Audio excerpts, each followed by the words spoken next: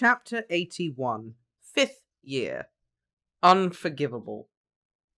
Remus, James, and Mr. Potter ran forward at once. Remus collapsed to his knees, reaching for Sirius first. He was lying face down, black hair pouring like blood on the red carpet. Remus didn't even think, just rolled him over. His face was pale, his eyes closed, but he was alive. Yes, Remus could hear Sirius's heartbeat pounding hard behind his ribs.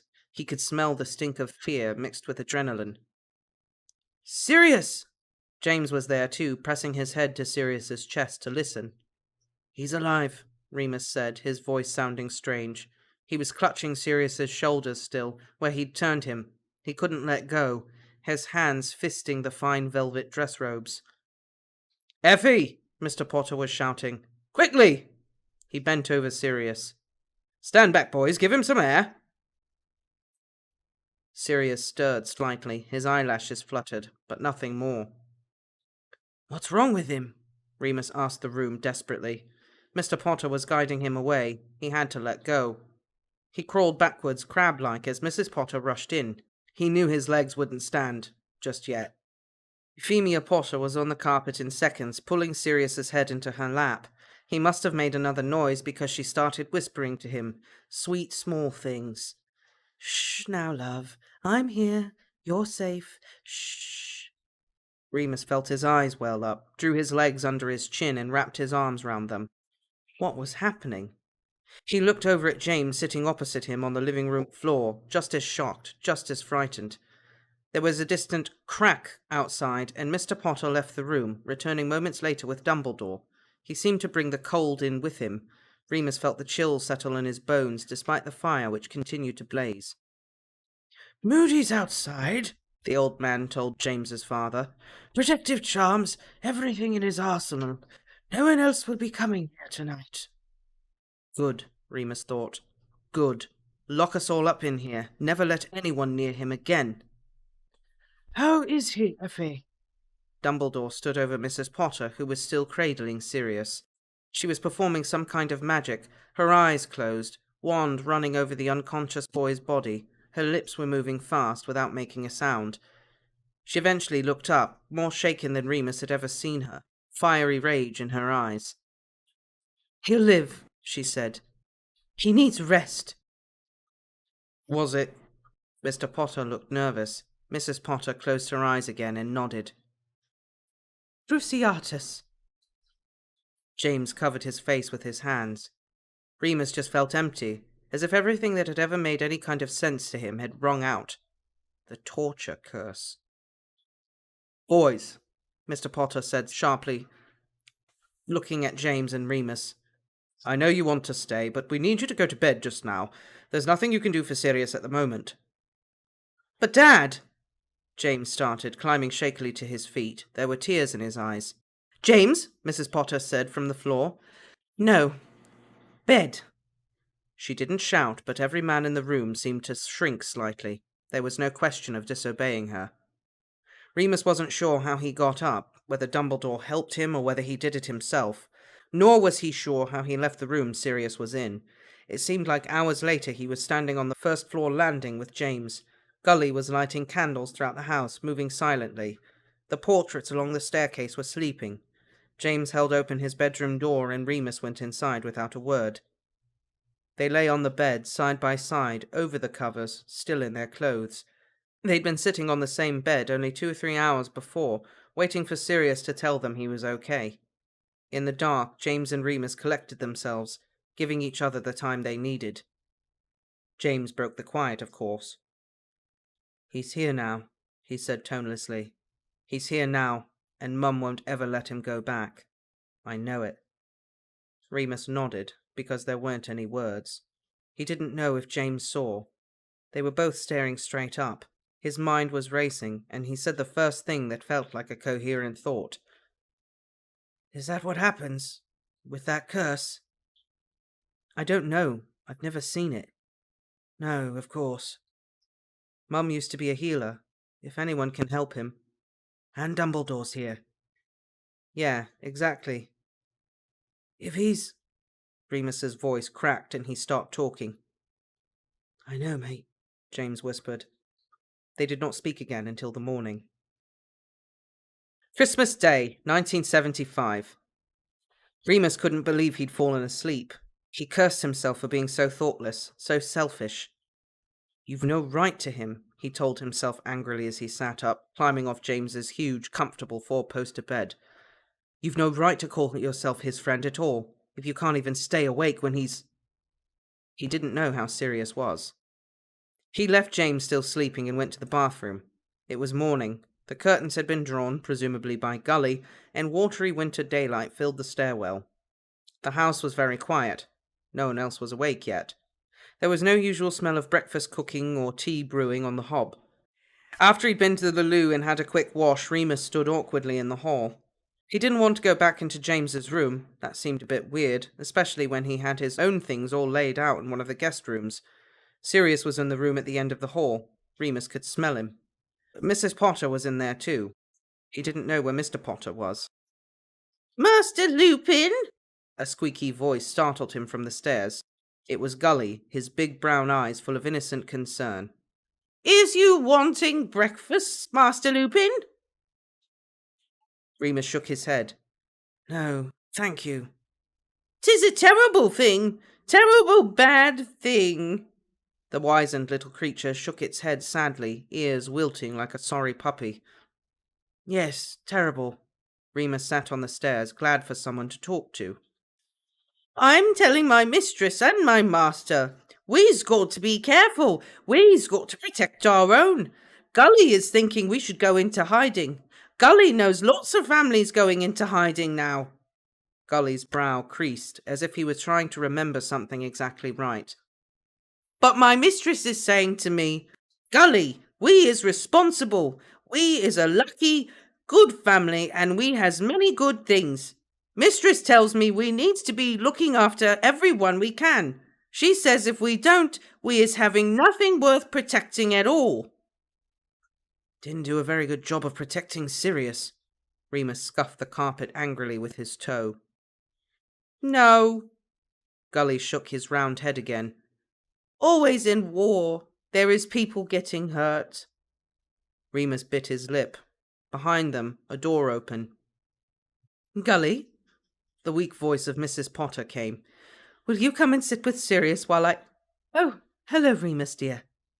She'd been up all night, that was clear, but she still had a smile for him. "Is he okay?" Remus stood up. "No lasting damage," she croaked, her smile waning slightly. "Not on the outside, anyway. He's sleeping still, just a mild dose of potion. Would you like to sit with him? I need a little lie-down before Monty gets home." "Yeah, of course." Remus started forward, eager to help in any way he could. He crossed the landing quickly and slipped into the room. "Send Gully to wake me as soon as he opens his eyes," Euphemia said, patting his shoulder gently. "Dumbledore will want to speak to him.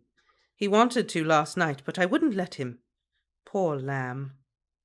"He was conscious then, last night?" "Yes, for a little while." Euphemia sighed deeply, hollow with exhaustion. "But he was in no fit state for an interrogation." Remus nodded dumbly. She closed the door behind her. The room was dark, but that was okay. Remus could see in the dark. He often liked it. The figure lying in the bed could not possibly be his friend, Sirius Black, because Sirius Black never slept like that, facing up, hands by his side, covers neatly tucked over his chest. Sirius slept like a dog, all rumpled sheets and limbs akimbo, face down, arms thrown wide. Remus approached with caution. Was this how it was, he wondered, the morning after a full moon? Was this how it felt to see your friend torn apart? It was unbearable. He sat in the seat by the bedside, a squashy purple armchair with a book splayed open in one arm. Unforgivable, caring for the victims of curses and hexes. Remus closed the book, wondering whether Mrs. Potter had needed to consult it many times before. There was a handkerchief underneath it, damp with tears. Remus could smell the salt. It must have been difficult for her, as a healer and a mother. Had she looked at this black-haired boy and seen James? Had she wondered what kind of parent could do such a thing? He sat in the quiet, listening to Sirius breathing. Stupidly, he thought of Grant, who had been no help at all, except that he probably would have hugged Remus, and Remus would have felt a hug was the only thing he wanted in the world just now. The church bells echoed up the hill from the village. It was Christmas Day. James came in and joined him after an hour or so. He brought tea, and Remus accepted it gratefully. James raised his dark eyebrows at Remus, questioning, and Remus shook his head. No. James sat on the arm of the chair, and they did not speak. It was another hour before Sirius so much as moved. A quiet stirring, then a flicker in his features, before his eyes eased open, heavy with sleep. It took him a moment to focus, and the room was very gloomy. When he finally caught the shapes of James and Remus, his brow furrowed, then he cracked a smile. "Bloody hell," he said hoarsely. "Who died?" James laughed. "Wanker." "Tosspot," Sirius threw back. "Arse." "Oi!" Sirius pushed himself up on his shoulders. "Be nice. I'm an invalid, you know." "Tell you what," James grinned. "You really know how to make an entrance." "It's in my noble blood." Sirius smiled, then faltered, his eyes suddenly stricken. They all felt quiet again. "Sorry," he muttered, looking down. "Tea?" "Please." "Gully!" James summoned the house elf, who was only too pleased to serve. "So," Sirius asked, the colour slowly returning to his cheeks, "you two been keeping a bedside vigil for me?" "Actually, it's Mum who's been up all night." "Oh, yeah." Sirius's face grew distant, closed off. "I'll thank her for that, obviously. Say sorry for showing up like that." "Don't be stupid," James shook his head. "She'd do anything for you. She loves you." Sirius's eyes filled with tears, and he looked away. Fortunately, Gully reappeared at that moment with a tea tray laden with cups, saucers, toast, muffins, sausages, eggs, scrambled, fried, and boiled, smoked salmon, kippers, and even cereal. None of them ate very much. Remus was hungry, starving actually, but everything tasted like plastic, so in the end he just downed cup after cup of scalding tea. No milk, no sugar. He wasn't angry yet. Anger was his usual response to feeling helpless or sad or in pain, but he felt like it might come later. Just now he wanted to be whatever Sirius needed. "Oh," he said suddenly. "I was supposed to get your mum, James, as soon as Sirius woke up." "Let her sleep," Sirius said, resting on his pillows. "No, she wanted me to, so she could go get Dumbledore." "What for?" James asked, perplexed. "Everything's fine now." "He wanted to ask some questions." "No," Sirius said. James and Remus both turned to look at Sirius, who'd paled again, his eyes big and frightened. "Please," he said. "Not yet. Not yet. Just let me have Christmas, okay? I don't want to talk about it." "Okay, mate. It's all right," James said softly, leaning over to pat Sirius's shoulder. "We won't wake her up. You can pretend to be asleep if you want. Anything you want." "Thanks." Sirius relaxed again. "Sorry." Pfft. James blew his hair up from his forehead. "It's Christmas, isn't it?"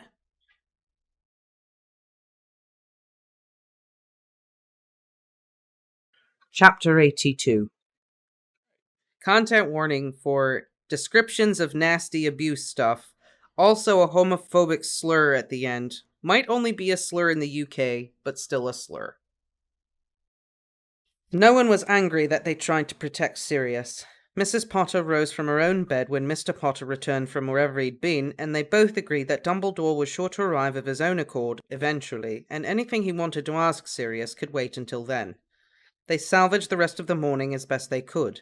Mr. Potter cheerfully offered to apparate all of the presents up to Sirius's bedroom, but Sirius wouldn't have it. "My legs work fine," he insisted. "I want to come down and see the tree." So they all gathered themselves up and got dressed or changed, then reconvened half an hour later in the living room. Remus couldn't help staring at the patch of carpet where he'd seen Sirius's body fall less than 12 hours previous. The pain was sharp and startling. He had to look at the current, conscious Sirius, bundled up in blankets with yet another mug of tea on the couch opposite him, just to feel normal again. The unwrapping of gifts still felt as joyful and natural as ever. A free-for-all, no order to it. They simply tore at wrapping paper until they were surrounded by it, strips of brightly coloured debris. It didn't matter what anyone got, only the memory of having received something nice on that awful morning. The Potters, of course, had plenty ready for both Sirius and Remus, and they promised Sirius even more yet to come. "We'll get you some nice pictures to brighten up your room," Mrs. Potter said. "Which Quidditch team do you support, sweetheart? Or perhaps one of those rock stars you kids like?" Sirius looked at her as if he'd received the most wonderful gift of his life. Perhaps he had. "Most of my stuff's at Hogwarts," he said. "It's just clothes at home." He looked a little bit embarrassed, and Remus knew he was also thinking about the rude posters he'd permanently affixed to his bedroom walls. You could be sure he would not be doing that in his new room at the Potters. "Well, you can borrow some of James's things for a little while. Perhaps we'll go shopping in the new year." They sat down to a quiet Christmas lunch. Evidently, someone had disinvited the guests that had been planned for, which to Remus was a blessing. He was already worn too thin from worry and not enough sleep. He did not need Darius Barebones thrown into the mix. He did think of the Pettigrews, and wondered if Peter was worried or feeling left out. Gully was just about to set up the Christmas pudding when a crack of apparition sounded outside the front gate. Dumbledore. Sirius jumped and looked as if he wanted to get up from the table, but stayed put. Mr. Potter smiled at them all reassuringly and went to the door. Everyone listened intently. "Albus, Merry Christmas!" "Fleamont, I take it Sirius has had his rest?" "Yes, we were just about to have—" "I did request you contact me as soon as he woke up." "Come in, Dumbledore. Join us for some pudding." Dumbledore walked into the room. He was wearing sombre robes and deep brownish maroon, like dried blood. He looked as though his night had been just as long as theirs. He was followed in by a stocky man who resembled a rather grizzled bulldog. He had a mass of greyish ginger hair and mean dark eyes which darted furtively round the room, as if scouting for trouble. "Albus, Alistair." Mrs. Potter got up, waving her wand. 2 more chairs appeared at the dining-room table, as well as small plates, forks, napkins, and goblets. "Won't you join us for pudding?" "Not now, Effie," the stocky man, Alistair, grunted. "On duty." She gave him a look not dissimilar to the look she'd given James last night. He cleared his throat and sat down quickly. Remus smirked. He had to find out exactly how she did that. Mothers had their own magic, it seemed. Dumbledore took his place with more decorum. His expression, as ever, was still as a millpond and impossible to read. He was looking at Sirius. There it was. Remus felt it settle round him like an old friend. Rage. The desire to lunge across the table and shake Dumbledore senseless was so strong and so tangible, he found himself gripping the seat of his chair. The stranger, Alistair, turned to look at him. Remus felt himself being scanned by those dark, perceptive eyes. Oh, he knew Remus was a werewolf. Remus wasn't sure how he knew that Alistair knew, but he did. There was no question. Remus raised his chin and looked him in the eye. Alistair smiled slightly, as if this had confirmed something he'd hoped for, then turned back to Dumbledore. "Sirius?" the head teacher said quietly. "How are you?" "Fine." Sirius nodded, staring at the big dark pudding at the centre of the table. Gully snapped his fingers and it caught alight, the blue flame shimmering like strange magical vapour. "I'd like to discuss last night's events with you," Dumbledore pressed. "I know it isn't pleasant, and you may wish to forget, but anything you tell me might be useful. Do you understand?" "Yes, fine," Sirius nodded, expression unchanged. The flame died and Gully clicked his fingers again. The pudding divided neatly into 8 portions. It was rich and moist and cloying, the fruit and brandy stuck in their throats. They ate quietly for a moment before Mr. Potter felt he had to speak. "Not seeing your family today, Moody?" Alistair shook his head. "The job comes first. I'll be here as long as you need me." "We're very grateful," Mrs. Potter said, the kindness returning to her tone. "Alistair is an aura," Mr. Potter explained to the boys. Remus saw the light of recognition go on in James and Sirius's eyes, and made a mental note to inquire later. If he had to guess, he assumed it meant some sort of wizard bodyguard. He thought of Charles Bronson in Death Wish, and imagined Alistair Moody with a gun. Once pudding was eaten, they all returned to the living room. Sirius sat on the sofa with James and Remus either side. They'd sat in the same formation last Christmas, when Dumbledore had arrived to announce the deaths of the Frasers. Remus had not thought of the Frasers at all since then, not really, only as part of the ever-darkening backdrop of a war he would prefer not to worry about. He had so much else to distract him. One of these distractions was sitting beside him, right now. Their knees knocked together occasionally. Sirius wouldn't sit still. Remus tried not to flinch away, in case it was misread.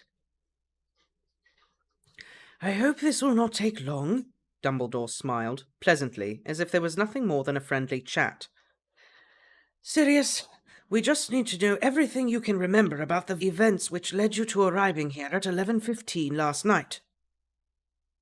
"Was that the time?" Sirius blinked. "I thought it was later." Dumbledore folded his hands in his lap and smiled. "In your own time, please." Sirius cleared his throat and glanced at James, who smiled at him in a brotherly way. Sirius looked at Dumbledore again. "I thought it would be okay.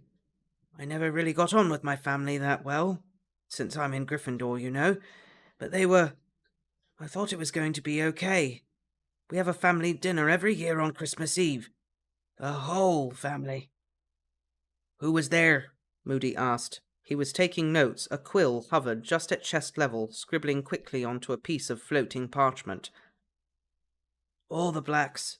Sirius looked up at him. "And the Lestranges, and the Malfoys. Narcissa and her husband, anyway. No Andromeda, obviously. The Goyles arrived later. The Knots, the Crabs. Barty Crouch was visiting. He's friends with my brother." "Crouch?" Moody sounded surprised. Dumbledore smiled again, inclining his head. "That would be Bartemius Jr., of course." "Yeah," Sirius nodded. "Little git." "Quite the gathering, eh, Albus?" Moody muttered. "Quite. Please, Sirius, do go on." "So, yeah, it was all normal, really. Normal for us. Dinner, dancing, snobby stuff. He paused, looking ashamed. "They toasted to Voldemort. I didn't join in, though, Professor, I swear. It was sort of jokey. I don't even know how serious they were. Dad was a bit drunk." Dumbledore's expression did not change. Sirius was looking at his feet now and kept talking faster and faster. "I was supposed to talk to James at 8, so I tried to sort of sneak off. But my cousin, Bellatrix, she caught me and cornered me in the library. She said I was nearly of age. It was time I started taking my role as heir more seriously, leave my friends behind and grow up. I told her to... well, I wasn't very nice. She called my parents. Reg came in too, and Crouch. I wasn't worried because, well, everyone knows Bella's a bit bonkers, so I thought they'd just tell her to stay out of it. But they didn't. They sided with her. Dad said... he said he wanted me to make him proud for once. I told him I was trying, but..." Sirius paused for breath. The silence was agony. "Anyway, they wanted me to swear allegiance to Voldemort. Thought they were joking. They were saying all this mad stuff about Muggle-borns and blood traitors, and then Bellatrix showed me her arm. She's got this tattoo." He looked up as if realizing this piece of information was useful. "It's the Dark Mark, sir, the skull and snake. She said she's chosen a side and it's time for me to choose mine. I said no. I said it so many times." He closed his eyes, looking down again.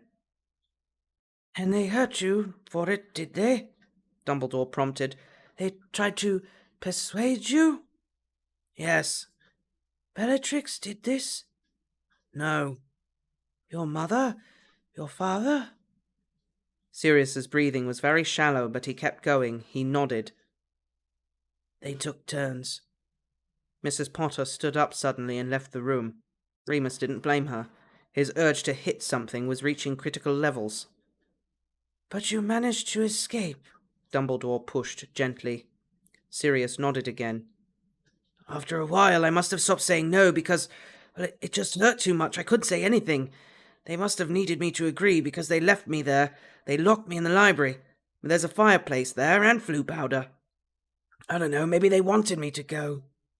He sounded very tired now, but the story was told, and there was an air of relief. "Thank you, Sirius," Dumbledore said very softly. "This has been a great help. I won't disturb your Christmas any further. He stood smoothly and glanced at Mr. Potter. Your offer to house Sirius until he comes of age still stands, I assume? As much as it did when he was 12, Mr. Potter said, straightening his back. He was a head shorter than Dumbledore, but at that moment, Fleemont Potter was the tallest man in the room. Excellent, Dumbledore nodded. I shall see you boys in January, then. Wait, Sirius jumped up. Professor, what about my brother? Do you believe Regulus is in danger? I don't think they'll hurt him. He's good at doing as he's told, but he only wants to please our parents. But they'll make him join Voldemort. He'll get marked. He's 16 next year and... Does Regulus want to? No. Not like I did. Then we cannot force him. He is in no immediate danger. I'm sorry, Sirius. Sirius hung his head, sat back down. Dumbledore left quietly, shaking Mr. Potter's hand.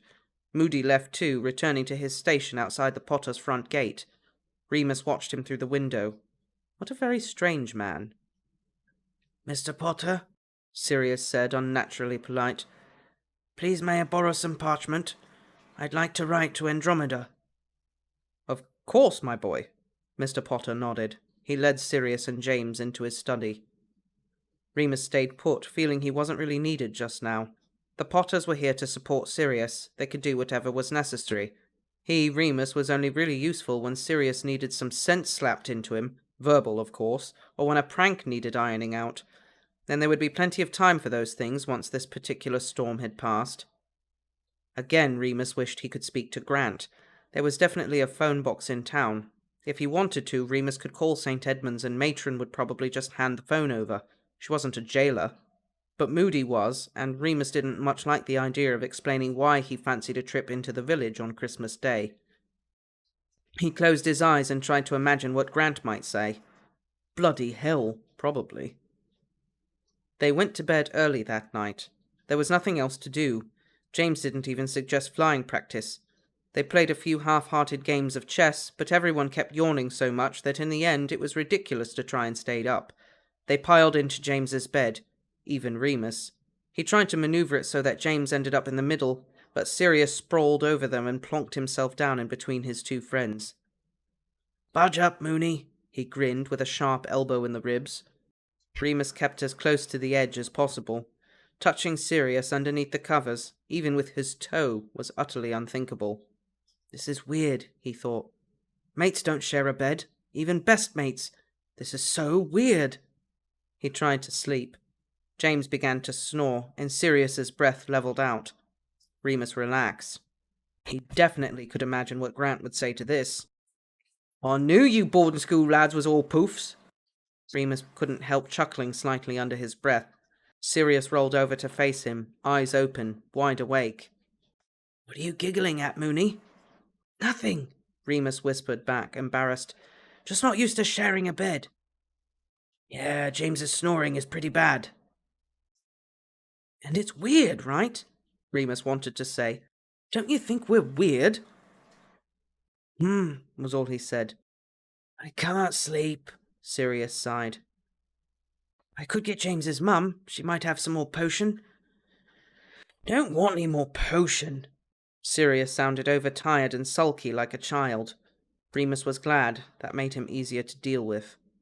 Well, just shut your eyes then, he instructed. I keep thinking about it. Oh, sorry. No, not like that. I just mean... It's weird, but while they were doing it, before I sort of stopped talking, I was thinking about you. Me? Yeah, I was thinking... At least now I know how Moony feels. When we were researching all that stuff to help you on the full moon, there was a description in one of the records, written by a witch who had lycanthropy. She said the pain of transformation was similar to the Cruciatus curse. No, I never heard that. I don't think it can be. I think Cruciatus must be much worse. Maybe, Sirius agreed. But it helped a bit. I thought, if Moony can do it, so can I. Remus didn't have a proper response. Go to sleep, Sirius.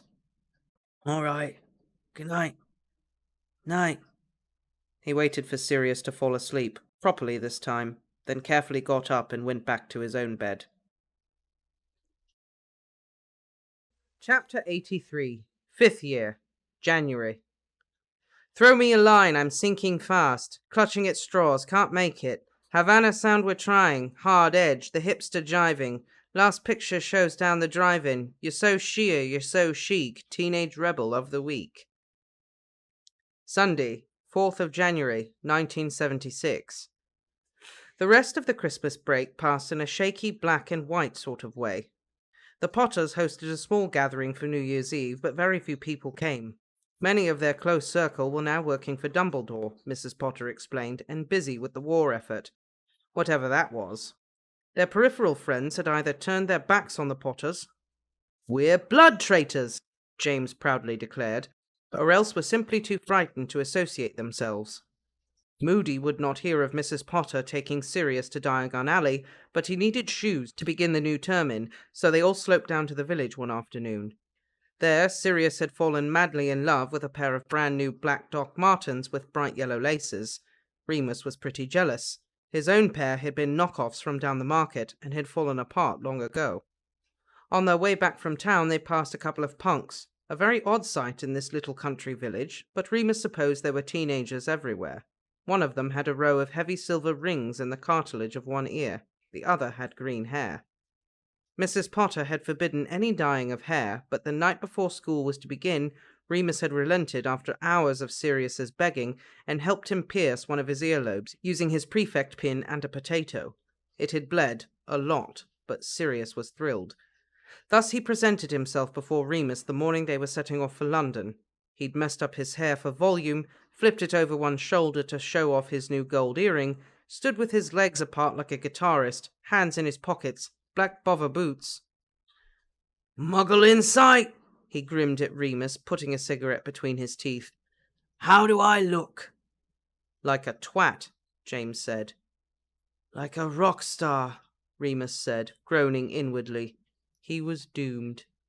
He'd hoped really, that Sirius's trauma might have cooled Remus's considerable ardor toward his best friend, might have jolted him into realizing that, as friendship is all they would ever have, he ought to focus his energies on just being a bloody good friend.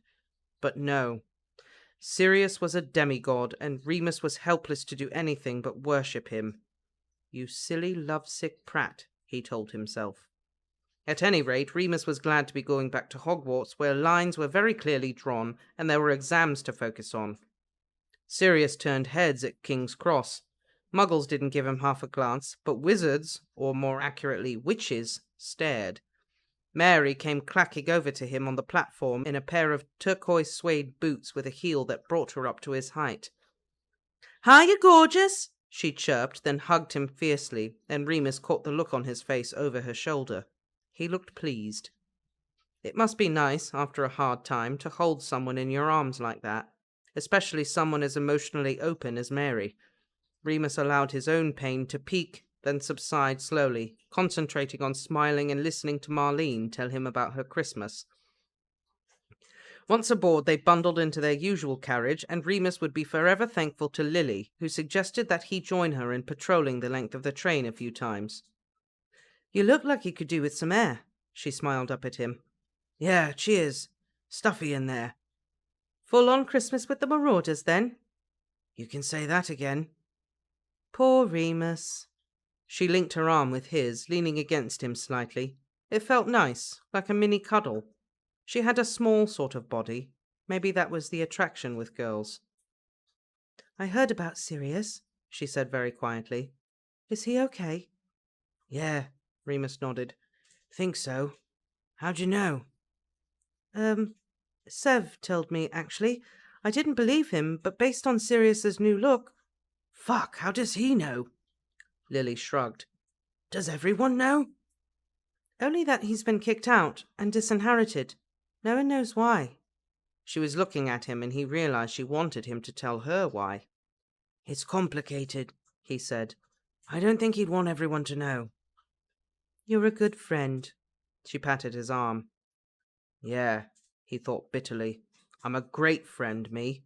All I think about is Sirius. Sirius's safety, Sirius's happiness, Sirius's hands, Sirius's neck, Sirius's mouth, Sirius throwing me down on the bed and...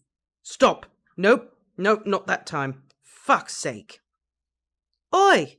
Lily was shouting suddenly, pointing down the long corridor of the moving train. If that's you, Crouch, I'll have your guts for garters! Barty Crouch. Remus's stomach turned. He'd been there on Christmas Eve. Nasty little creep. The fair-haired 14-year-old was tormenting some first-year girls, levitating their book bags over their heads. Lily, ever fearless, marched over, threatening detention, loss of points, even a few hexes. He sneered at her, but let the bags drop. Barty, what are you... Oh. The door of the nearest compartment slid open and Regulus Black appeared. His eyes narrowed at Lily. What do you want, Evans? No need to be so rude, she tutted. She raised an eyebrow at Crouch. Stay out of trouble or I'll be speaking to Slughorn. You're on thin ice already and you know it. Come on, Remus. She glanced back at Lupin, who was still standing a little way back, hoping to avoid doing his prefectly duty. Regulus's head snapped back. He stared at Remus and all the arrogance vanished. He looked so much younger. Lupin? He said stiffly. Remus just nodded. Regulus opened his mouth once or twice. He obviously wanted to ask. Remus wanted to hit him, but not in front of Lily. He remembered Sirius's desperate concern for his brother and saw it reflected back at him in Regulus's eyes. He's fine, Remus blurted out. Regulus blinked, then nodded, then turned back into his car, slamming the door. Barty scratched his head in shock, looking very confused. Thursday, 15th of January, 1976. As the second term got into full swing, Remus realised he needn't have worried so much. He didn't even have to try to avoid Sirius. OWLs were just round the corner now, scheduled to begin in May, and if the fifth-year students thought their workload had been heavy during the first term, they were in for a very rude awakening. Remus combated his added stress by spending every spare hour he could in the library or in the common room perfecting practical spells. By the third week, he found that he'd somehow become the unelected leader of a sort of homework and a revision club. A group of fifth-years and even some younger students had started coming to him for tips or advice on their own work. Lupin, what's that flicky bit you do for locomotive spells? I keep doing it wrong. Remus, is it a parisium or a parisium? Oi, Lupin, can you show me how you did that timeline again? I'll keep forgetting. Remus pretended that he found the whole thing a huge imposition, but he was secretly thrilled. He was good at something. The Marauders, when he saw them, thought it was hilarious and had taken to calling him Professor. One student in particular had started joining him for regular study sessions, a fourth-year Gryffindor called Christopher Barley. He was quiet and studious, with serious dark eyes and long, slender fingers. He was shy, but when Remus said hello to him, he gave an incredible smile, lighting up from the inside. Remus realised that after the third or fourth time he bumped into Christopher somewhere in the castle by coincidence, that the younger boy had a crush on him. I'm getting better at this, he thought, guiltily. The feeling was, unfortunately, not mutual at all. Remus was flattered, of course. It was hard not to be, but he couldn't summon up any feelings beyond sympathy for Christopher. Neither of them were brave enough to say anything, which was just as well. On top of this, Remus had his prefect duties, which seemed to multiply each week.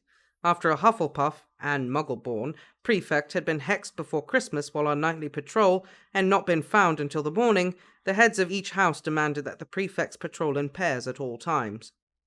These patrols had become a nightly farce for Remus, as he spent most of the time trying to direct Lily away from wherever the other three Marauders were out of bed, working on some nefarious scheme or other. This worked most of the time. The problem was that since Christmas, James and Sirius had become more daring than ever. Armed with the Marauder's map and the invisibility cloak, they navigated the castle like a pair of pirates, pillaging and laying waste. Several times Remus would get back from patrol and find them not in their beds, only for the two boys to return an hour later, laughing and full of bravado, telling him how they'd almost been caught this time. Almost. Quidditch, too, kept them busy and apart from Remus. The match with Slytherin had been the first game of the year and resulted in a tie, which meant that both houses were now competing ruthlessly for the cup. With James now at the helm, the Gryffindor team was practicing twice as often every week, and Potter was dragging Sirius out every morning at the crack of dawn for a jog.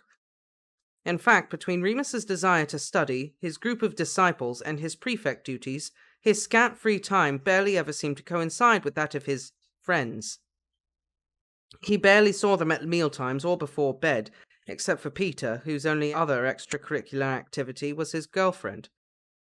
So it came to something of a surprise one night in mid-January when Remus bumped into Sirius. It was a routine patrol and Remus and Lily's last of the week.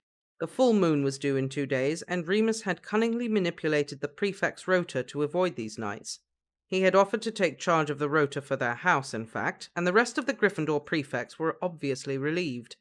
They were all good at their jobs, of course, with a strong sense of justice and fairness, combined with the courage to do the right thing, but few Gryffindors could ever be bothered with the admin. Remus seized his opportunity, and it had thus far served him well. "Come on now," Lily said as they descended the flight of stairs from the astronomy tower, usually a hot spot for after-curfew activity. Tonight it was deserted. "The main ingredients in a calming draught. List them." "Yeah," Remus huffed as his hip clicked on the last stair. He was just glad he had a lot of energy shortly before the moon. "Lacewing flies, dew from a field of clover, sea water, and... Oh, come on, Remus!" Lily sighed, exasperated. "This is fourth year stuff." "I know, but I can never... Wait, did you hear that?" "What?" "Shh!" He was sure he'd heard a sigh or a gasp, and now in the perfect silence he was aware that he could hear 2 more heartbeats nearby, pounding hard, and the scent of something else, something exciting and heady.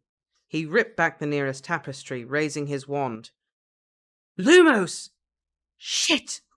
Mary!" Lily gasped. "Moony!" Sirius said. "What are you two doing?" Lily said, immediately adopting her authoritative voice, which Remus thought was eerily close to McGonagall's. "Can't guess, Evans?" Sirius winked at her. His arms were still protectively wrapped round Mary's waist, his hair had fallen forward untidily, and his mouth was redder than usual. Mary's blouse was unbuttoned, almost down to her navel, and she was hurriedly trying to cover up. "We ought to give you both detention." Lily raised an eyebrow at her friend. "Oh, be nice, Lily," Mary cajoled, a soft smile on her lips. "Everyone does it. Just a bit of fun." "Well, as this is the first time," Lily relented. "Come on, we're heading back to the tower now anyway." 5 more minutes?" Sirius asked cheekily, much to Lily's horror. Mary laughed and slapped him playfully. "Bad boy," she giggled, buttoning up her shirt. "Come on, it's not like anything else was happening tonight." The 4 of them walked back to Gryffindor common room together, the girls giggling and whispering together, occasionally sneaking glances back at Sirius before bursting into giggles all over again. Sirius played up to this, walking with an exaggerated swagger, tucking his long hair behind one ear and winking at them when they looked. He tried to catch Remus's eye a few times, as if to let him in on the joke, but Remus kept looking forward and saying nothing. "All right, Moony?" Sirius asked when they were all in their beds and still had not spoken. He sounded a bit worried now. "Good," thought Remus. "Yeah," Remus replied, rolling over and closing his eyes. Chapter 84. 5th year. Hurt feelings. Content warning for mention of homophobia. Monday, 18th of January 1976. Remus Lupin had absolutely no interest whatsoever in the Forbidden Forest at any other time of the month.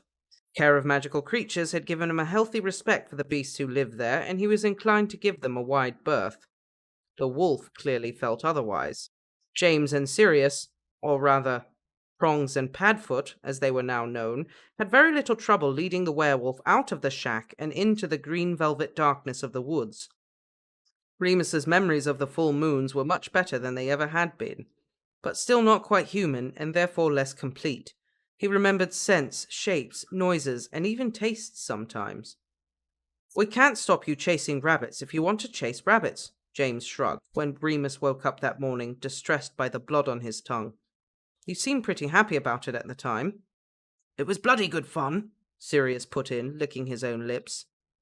You were encouraging me, Remus accused, pulling his trousers on underneath his blanket. You ought to know better. You have self-control. Yeah, Sirius shrugged. But when I'm a dog, I'm a dog. That's what we do. That was Sirius all over. Have all the fun and take no responsibility. Don't worry, Moony. James yawned. We wouldn't have let you hurt a person. And you did have fun, I promise. He didn't need James to tell him that. As much as the human Remus preferred to remain aloof and separate himself from those baser instincts the wolf represented, he couldn't wait for the next moon. You better be off, he yawned back. See if you can get a bit of kit before breakfast. Yeah, all right, James said sleepily. See you, Moony. Bye, Prongs. Prongs had been a stroke of genius one afternoon when Peter had forgotten the word for antlers. They'd all laughed so hard that the name stuck.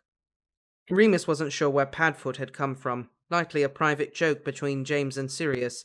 Anyway, it made sense, and they'd settled into their new names comfortably, sealing them into the Marauders' map. Madame Pomfrey gave him the once-over when he arrived, then just sent him on his way. I don't even need a stretcher anymore, she marvelled. You've got good colour in your cheeks. Rest this morning, but if you're feeling up to it, you may as well attend your afternoon lessons. He felt terrible for lying to her about the reason for his miraculous recoveries, but it couldn't be helped. Remus managed to sleep through the rest of the morning and woke a bit too early for lunch. He went down to the common room to sit by an open window and smoke while he went over his history notes for the afternoon. All things considered, he thought to himself, other than the serious problem, life was going pretty well. Sirius had bungled an apology about the astronomy tower incident. Remus heavily suspected this was a result of a conference with James. Sorry, Moony. I should have checked with you or used the map or something. I know you hate all the girl stuff, and I know you've done loads to keep us out of trouble this year. Remus had put on a great show of mulling this apology over, then forgiving his friend, because anything else would have been highly suspicious. He was mortified when even Mary came to offer her own apology and spluttered that he hadn't minded in the least. He liked Mary. He didn't want to feel this way about her. None of it was her fault, exactly, and as James so often said, Sirius deserved a bit of fun, considering the year he was having. Hiya, Remus! A small voice interrupted his thoughts. He realised he hadn't so much as glanced at his notes yet, and his cigarette had burned all the way down, unsmoked. Hi, Christopher, Remus nodded, frowning as he brushed the ash off his sleeve. You okay? Yeah. The younger boy grinned and hopped to join him on the window seat. He was smaller than Remus, but so was everyone else. What you up to? History, Remus said, through his teeth as he lit another fag. Cool, Christopher grinned. Remus raised an eyebrow but said nothing. I won't bother you then, Christopher said, hopefully, if you're busy. What's up? Remus asked, not wanting to hurt his feelings. There were enough hurt feelings in the world, and he refused to be responsible for anyone's but his own. Well, nothing really. It's a Hogsmeade weekend this weekend. Yeah, I know. Remus shifted uncomfortably in his seat. Surely Christopher wouldn't be so gauche as to ask him out. He had to nip it in the bud at once. I'm going with my mates, you know. Oh, right, James Potter and Sirius Black and the other one. He could tell that Christopher, like most of the younger Gryffindors, teetered between awe and fear where the Marauders were concerned. They were simply so daring and so successful, it was intimidating. Well, I was just thinking, that's all. Christopher cleared his throat. You know how we were talking about that new arithmancy book?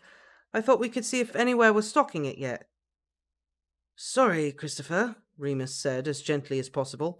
I really am busy. Maybe another time? Okay. Yeah, of course. Christopher looked crestfallen. Remus felt bad, but what else could he do? And he really did have plans. Not with the Marauders, actually. He had another phone call planned with Grant. After the incident with Sirius and Mary, Remus had hastily scribbled down a request to speak with Grant and sent it to Matron first thing the next morning. He somewhat regretted that now, having calmed down a fair bit, but he was still looking forward to speaking with Grant if he could. "Hiya, Moony!" Sirius came bounding across the common room from the portrait hole he'd just entered through. He leaned against the back wall beside Remus and Christopher, grinning that serious black grin. "Hi, Padfoot," Remus smiled back. He hoped he didn't look at Sirius the way Christopher looked at him. That would be embarrassing. "So, settle a bet for me and Prongs," Sirius began, completely ignoring Christopher, who got up and mumbled a goodbye before making a hasty exit. Sirius wasted no time in flinging himself into the empty space on the window seat. "How many nifflers would we need to find Rowena Ravenclaw's last diadem?" "What the fuck is a diadem?" Remus asked. "Like a crown." Sirius snatched Remus's newly lit cigarette and held it to his own lips. Remus had to struggle not to moan at the sight. He simply took out a third cigarette. "Why?" he said, inhaling deeply. "Why would you and James want a crown?" "Dunno," Sirius shrugged. "Finding treasure seems like a marauder-type pursuit. Hey, what did that kid want?" "Christopher." "Ah, is he in your fan club?" "Study group." "What'd he want?" "He was asking me out," Remus replied dryly, looking out the window. Apparently not dryly enough. When he looked back at Sirius, his mouth was agape. Oh God, Sirius's mouth. "Joking, Padfoot," Remus said with a smirk. He perfected sarcastic remarks. Sirius snorted. "Good one, Moony. I thought you were serious there." Remus considered saying, "No, you're serious," but that joke had been wearing thin since first year and would only earn him a punch in the arm. He settled for a shrug and another pull on his fag. "If you did fancy going out with someone, though," Sirius said slyly, "who do you reckon? Lily or Marlene?" "Shut up," Remus rolled his eyes. "You're right," Sirius continued conversationally. "Lily's taken. I mean, she doesn't know she's taken, of course. So Marlene it is. Hogsmeade on Saturday." "Are you asking me out on Marlene's behalf?" "Maybe." "No." "I can get her to ask you out herself if you want. I just thought you'd say yes to me." "I'd say yes to you," Remus thought pathetically. "Marlene's not interested in me," he said. This, he had decided, was better than saying, "I'm not interested in her," because of course that would only invite the question, why not? "Course she is, your friends, aren't you? Anyway, you have to come. We're doing it to support James." "Now James is involved." Remus stubbed out his cigarette and stood up, shoving his history notes into his bag. They obviously weren't going to get read now. "Lunch?" he said. "Yep." Sirius nodded, flicked his own cigarette out of the window, and stood up. They headed for the portrait hole. "Yeah, James is involved," Sirius continued as they made their way to the great hall. "We all need to be there, and ideally coupled up, so he can ask Evans out." "James asks Lily out once a week." "True," Sirius nodded, "but this time he's going in with a game plan." "Oh?" "He's got a song and everything." "James writes songs?" Remus's mask dropped for a moment in genuine surprise. "Well," Sirius licked his lips, "I may have given him a hand. Anyway, we all need to have dates to plant the idea in her mind, like Muggle psychology stuff." "As much as I'd love to see James make a prat out of himself in the name of true love," Remus laughed, "I'm busy on Saturday." "Doing what?" "None of your business." "See, Moony," Sirius sighed, "this is why the girls can't get enough of you. So mysterious." Remus wasn't sure if Sirius was making a cruel joke, so he left it there. They walked quietly for a while. "Hey, Moony," Sirius started again. "Yeah?" "Do you fancy Mary?" "What?" They'd stopped just outside the lunch hall, and Remus spun round to face Sirius in shock. Sirius looked embarrassed, fiddled with his earring. "Well, you've been a bit off since we started going out, and I've hardly seen you since the tapestry fiasco." Remus snorted. "No, I do not fancy Mary."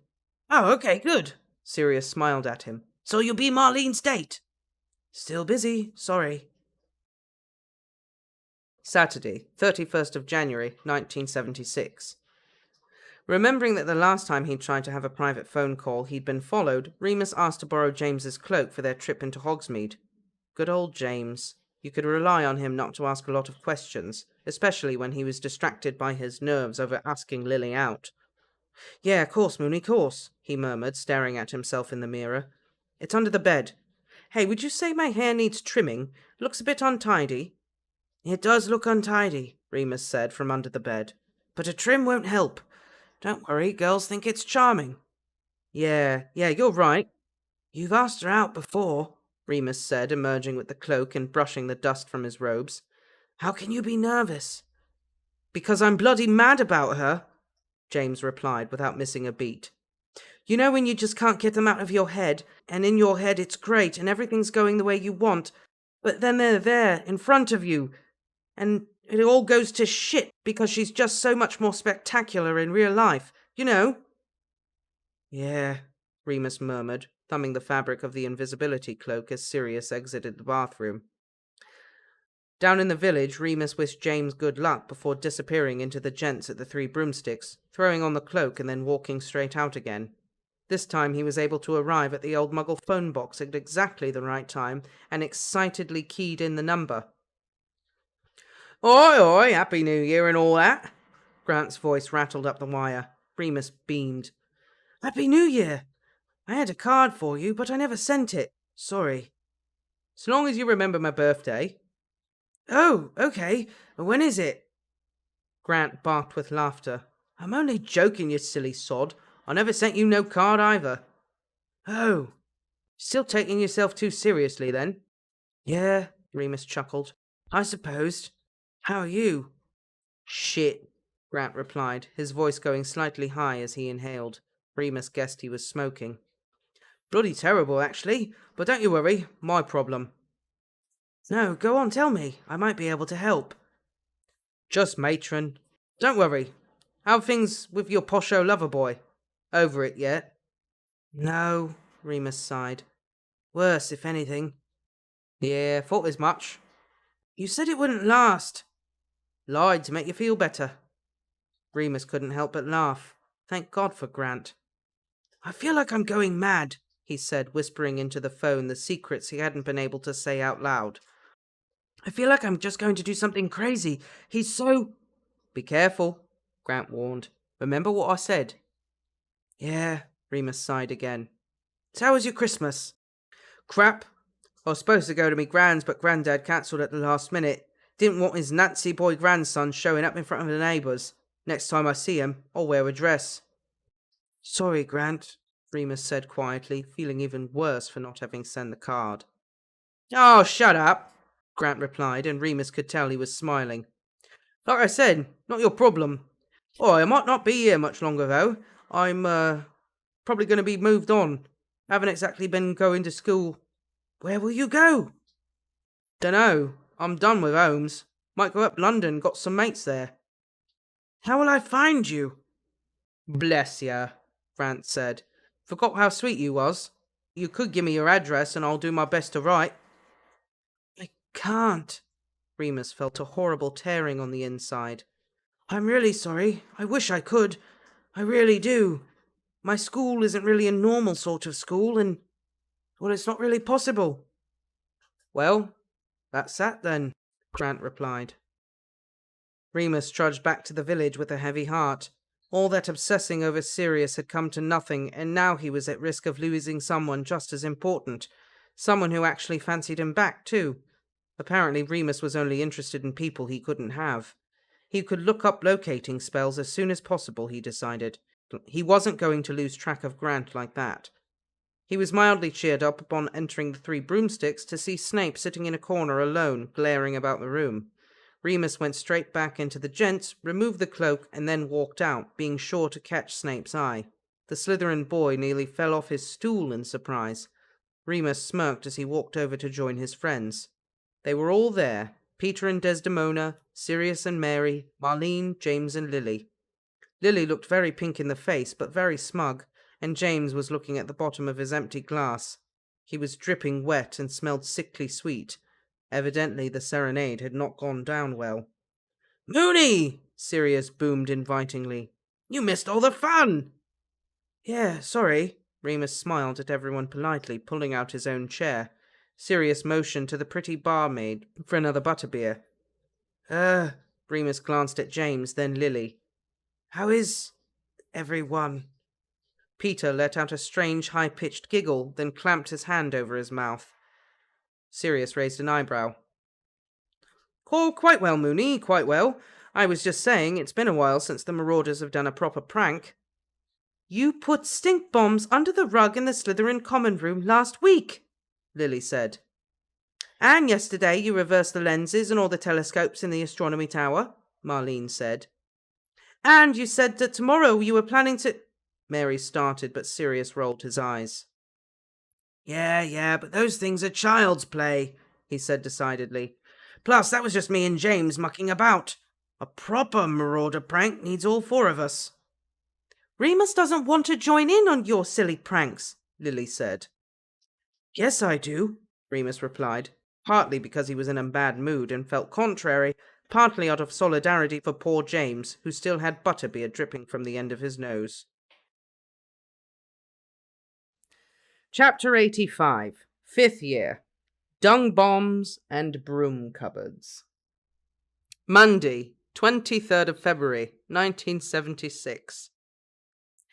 It was a simple enough prank to begin with, good old-fashioned dung bombs. But Sirius's high spirits at the prospect of all four Marauders working together again meant that the idea kept growing and expanding until it somehow involved 400 dung bombs, a timing delay spell, and all four of them out of bed after curfew. They'd put it off long enough. Even if Remus agreed to forego his homework for an evening, they had to gather the materials. He didn't ask where they got their hands on 400 dung bombs. Best not to know. And then to contend with Quidditch practice and the prefect patrol rota. Then there was a full moon. All told, the first night of all of them being available ended up being at the end of February. Been a while, James grinned as he disappeared under the cloak. Peter's ability to turn into a rat was incredibly useful, especially when he could shrink down and rest on James's shoulder under the invisibility cloak. Unfortunately, tall as they all were now, 3 was still too many to properly fit. You two use the cloak, Remus sighed, pulling it off after trying to squat low enough so that it didn't show their ankles. I'll just flash my prefect pin if anyone asks what I'm doing. Takes all the fun out of it, though, Sirius complained, slightly muffled under the fabric. I'm sure you'll find a way to still have fun, Remus said. Come on, then. They left the dorm room and made their way down the stairs to leave Gryffindor Tower. Remus had to walk slowly so that others could keep up, but he was anxious to get it over with. It was a good idea and everything, but it was going to take most of the night if they wanted all their bases covered, and he had an early start on Tuesday. Hiya, Remus! No sooner had they turned a corner than they'd bumped into Christopher. This was getting ridiculous. Everywhere he turned, if Snape wasn't watching him, then Christopher was. Remus steeled himself and smiled broadly, deeply conscious that the 3 Marauders stood just behind him, invisible. Hi, Christopher. How's it going? Not bad, the delighted boy chirped back. I was just going to the common room. Fancy a game of chess? Sorry, I'm on patrol. Remus tapped his metal badge. Oh, right. Where's Lily, then? In the loo, he said quickly. I'm just waiting for her. I'll wait with you, Christopher grinned. Remus fought the urge to slap his forehead in disbelief. No, he laughed, trying to keep his tone friendly. No, you go off to the common room. It's nearly curfew. I don't want to have to give you detention. Oh, okay then, Christopher nodded. Remus only ever disappointed him.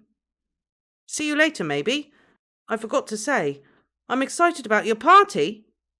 My what? There was a low groan of annoyance just behind Remus. Fortunately, Christopher didn't seem to hear it. Your birthday party! I can't wait! I couldn't come to Sirius Black's party in November. I had a potions essay due, but this year I'll be sure to get everything out of the way first. Terrific, Remus replied, giving him a thumbs up. Just go away, for God's sake. See you there, then. Christopher bounced off, quite happily. Remus smirked and turned to the invisible boys over his shoulder. My party, eh? It was supposed to be a surprise, James whispered. Who is that little git, anyway? Sirius asked. Leave him alone, Remus tutted. He's just friendly. Such a benevolent professor, James laughed. He'll be bringing you apples next. Well, one of you should tell him I prefer chocolate then, Remus replied breezily as they made their way further down the hallway. They distributed the dung bombs as quickly as they could, and Remus performed the timing delay incantation, something he'd been playing around with for a while. The key was making sure the dung bombs were scattered equally throughout the castle in order to cause maximum chaos. I've spaced the times out at hourly intervals, Remus explained quietly. I reckon it should take Filch about an hour to clear away the first lot, so as soon as he's finished the second, we'll go off, then the third. We'll never make fun of you again, Moony, Sirius promised. You bloody legend. Yeah, well, as long as no one knows it was me, he laughed. I've got my reputation to think of. Oh, yeah, can't have little Christopher finding out his hero is a bad boy, can we? Remus elbowed him sharply in the side. Hurry up, Peter, now human, said, wringing his hands. I promised I'd try to say goodnight to Desi before curfew. Can we do the Ravenclaw floor next? Ah, young love, James chuckled, giving your girlfriend a goodnight kiss as your friends booby-trap her exit points. She thinks it's funny, Peter shrugged, slightly pink. Oh, Pete, how far have you got with Desdemona anyway? Sirius asked brusquely. Peter blinked wildly a few times. He was not used to being so addressed by Sirius, who had lately been asking him all sorts of questions since beginning his relationship with Mary. Remus had the idea that Sirius saw it all as an extension of the snogging competition. What do you mean? You know, Sirius continued, juggling a few dung bombs carelessly. Over the clothes or under the clothes? Above the waist or below the... Nothing like that. Peter was bright red now. And it's none of your business anyway. Oh, go on. I'll tell you how far I've got with MacDonald. I don't want to know. She's let me feel up her... Okay, finished, Remus said loudly. Next stop, Ravenclaw. It took them almost an hour, and it was well past curfew by the time they finished everything. In hindsight, James yawned, we should have started laying them further from the common room and worked our way back. Remus nodded drowsily. We did it, though, Sirius cheered. The Marauders are back. We never went anywhere, Peter muttered. He was still annoyed for having been put on the spot earlier. They were over halfway back when Remus caught Mrs. Norris's scent. He shushed the others, and Peter quickly transformed into a rat, more out of nervousness than anything. James was just raising the cloak to cover them when the cat appeared, mewing disdainfully at them. Sirius, still full of energy, winked at James. Watch this! And turned into a dog. He barked 3 times, and Mrs. Norris turned tail and ran. Sirius turned back, laughing hysterically. Who's there? Filch's voice echoed round the same corner. You've done it now, Remus moaned. You idiot!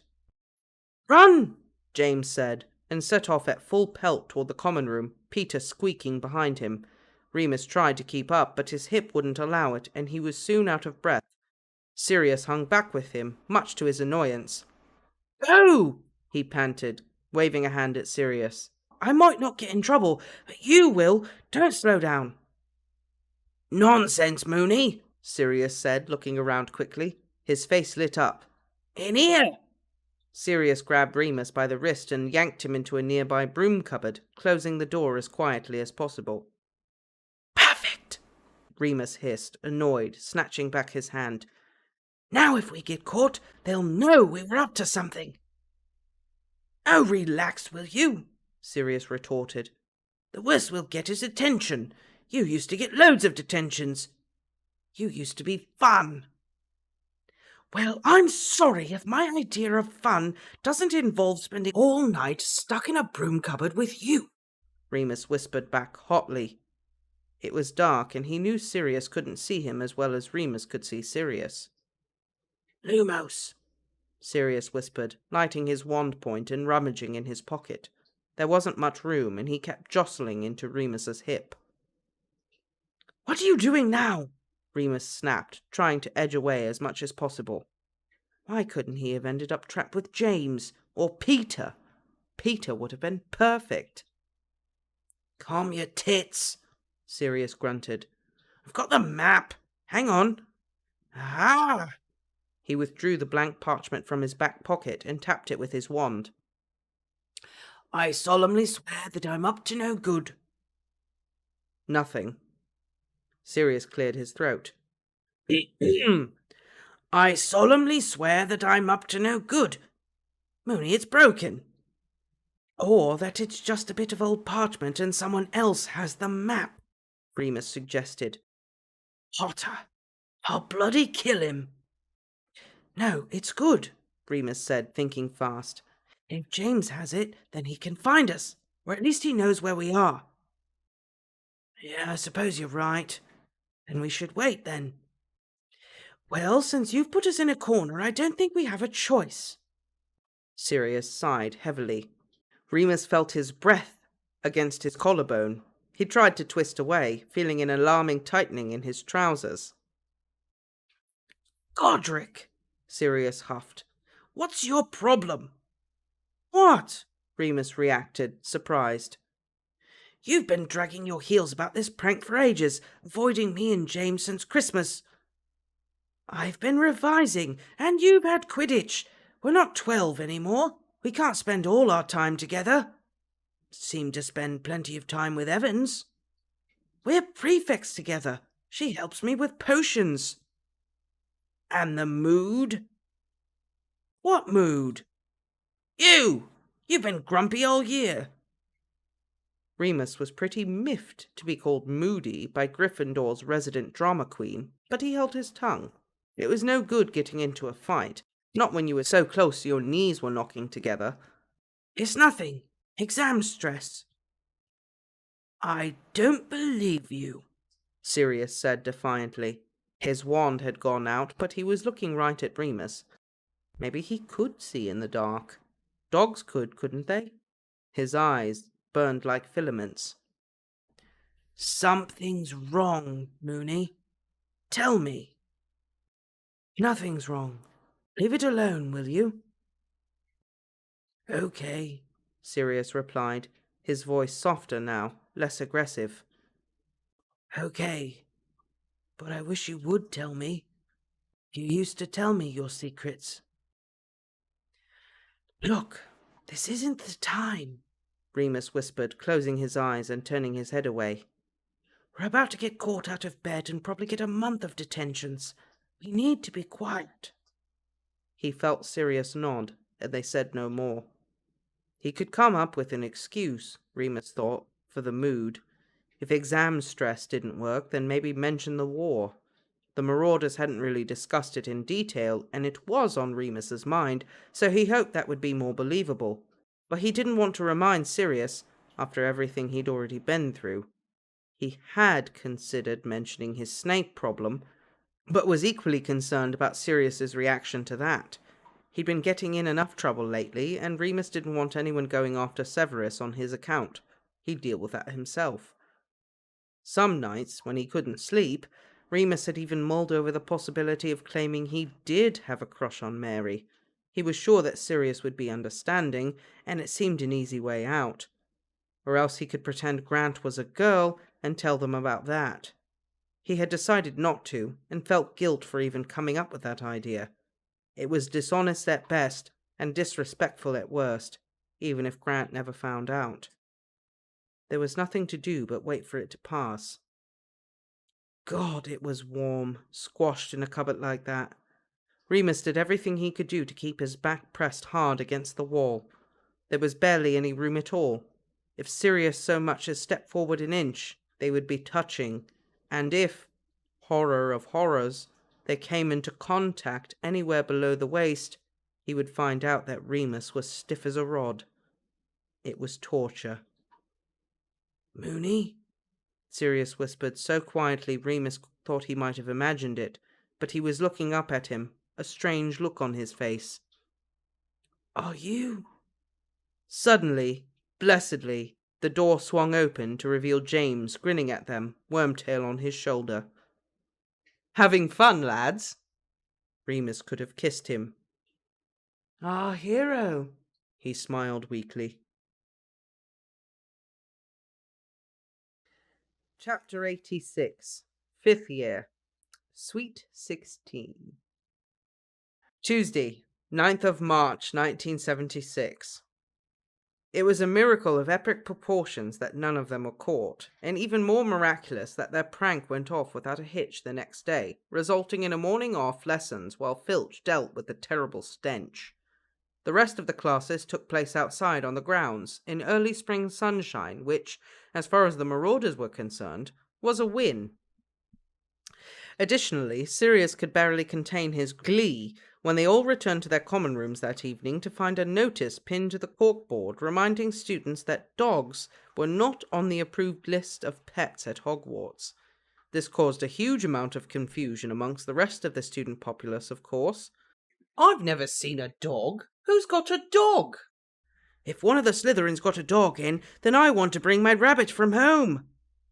"I think I've seen one on the grounds, actually. Maybe it's a stray." Needless to say, Sirius and James were in their element.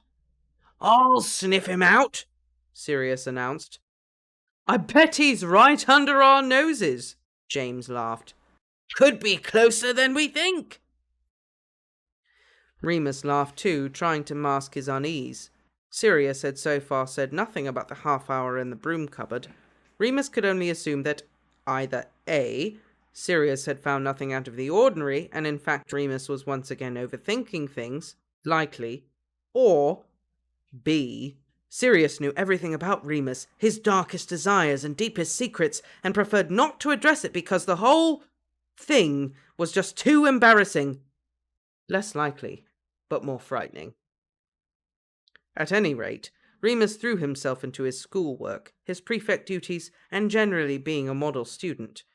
This at least ensured that he was out of Sirius's way, and Remus and Sirius had evidently decided to do the complete opposite.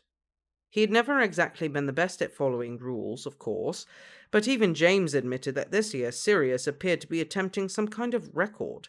He was in detention at least every night, rarely completed his homework, even though he could do it with one arm tied behind his back if he wanted to, and split the rest of his time between making mischief and seeing how far he could get his tongue down Mary MacDonald's throat.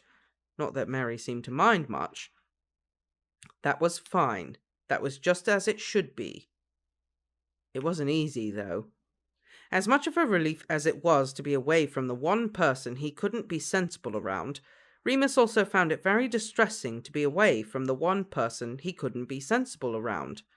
Marlene and Lily were lovely.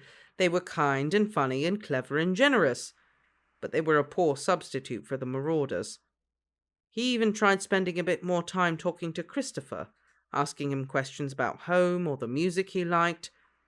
It was worse than he'd expected. Christopher was a pure-blood wizard who didn't know any Muggle music and didn't appear to be that interested in hearing any. On top of that, he'd realised his error in spoiling Remus's birthday surprise and wouldn't stop apologising, which was incredibly annoying. Remus had already promised James that he would act surprised when the party was unveiled in his honour. He'd tried to talk them all out of it, of course, but he'd been pleading for moderation since first year and knew he was unlikely to get it. "Don't make a fuss on my account," he said at dinner the morning before. "Lily will go mental." "Wrong," James said smugly. "Lily sent out half the invitations." "Invitations?" "Yeah, we've had a lot of interest. Considered charging entry, actually," Sirius explained, eyes twinkling across the table.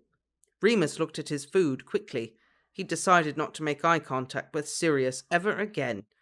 It would not be easy, but it was the only way. Of this he was convinced. Your little library gang wanted to come, James continued, but they're not all Gryffindors, so we had to open it up to other houses. Then there's this weird group of 7th years who said, "You're a total legend." No idea what that's about. Have you got a secret double life or something, Moony? Remus shrugged. He still had some students asking for cigarettes, though he didn't sell them anymore.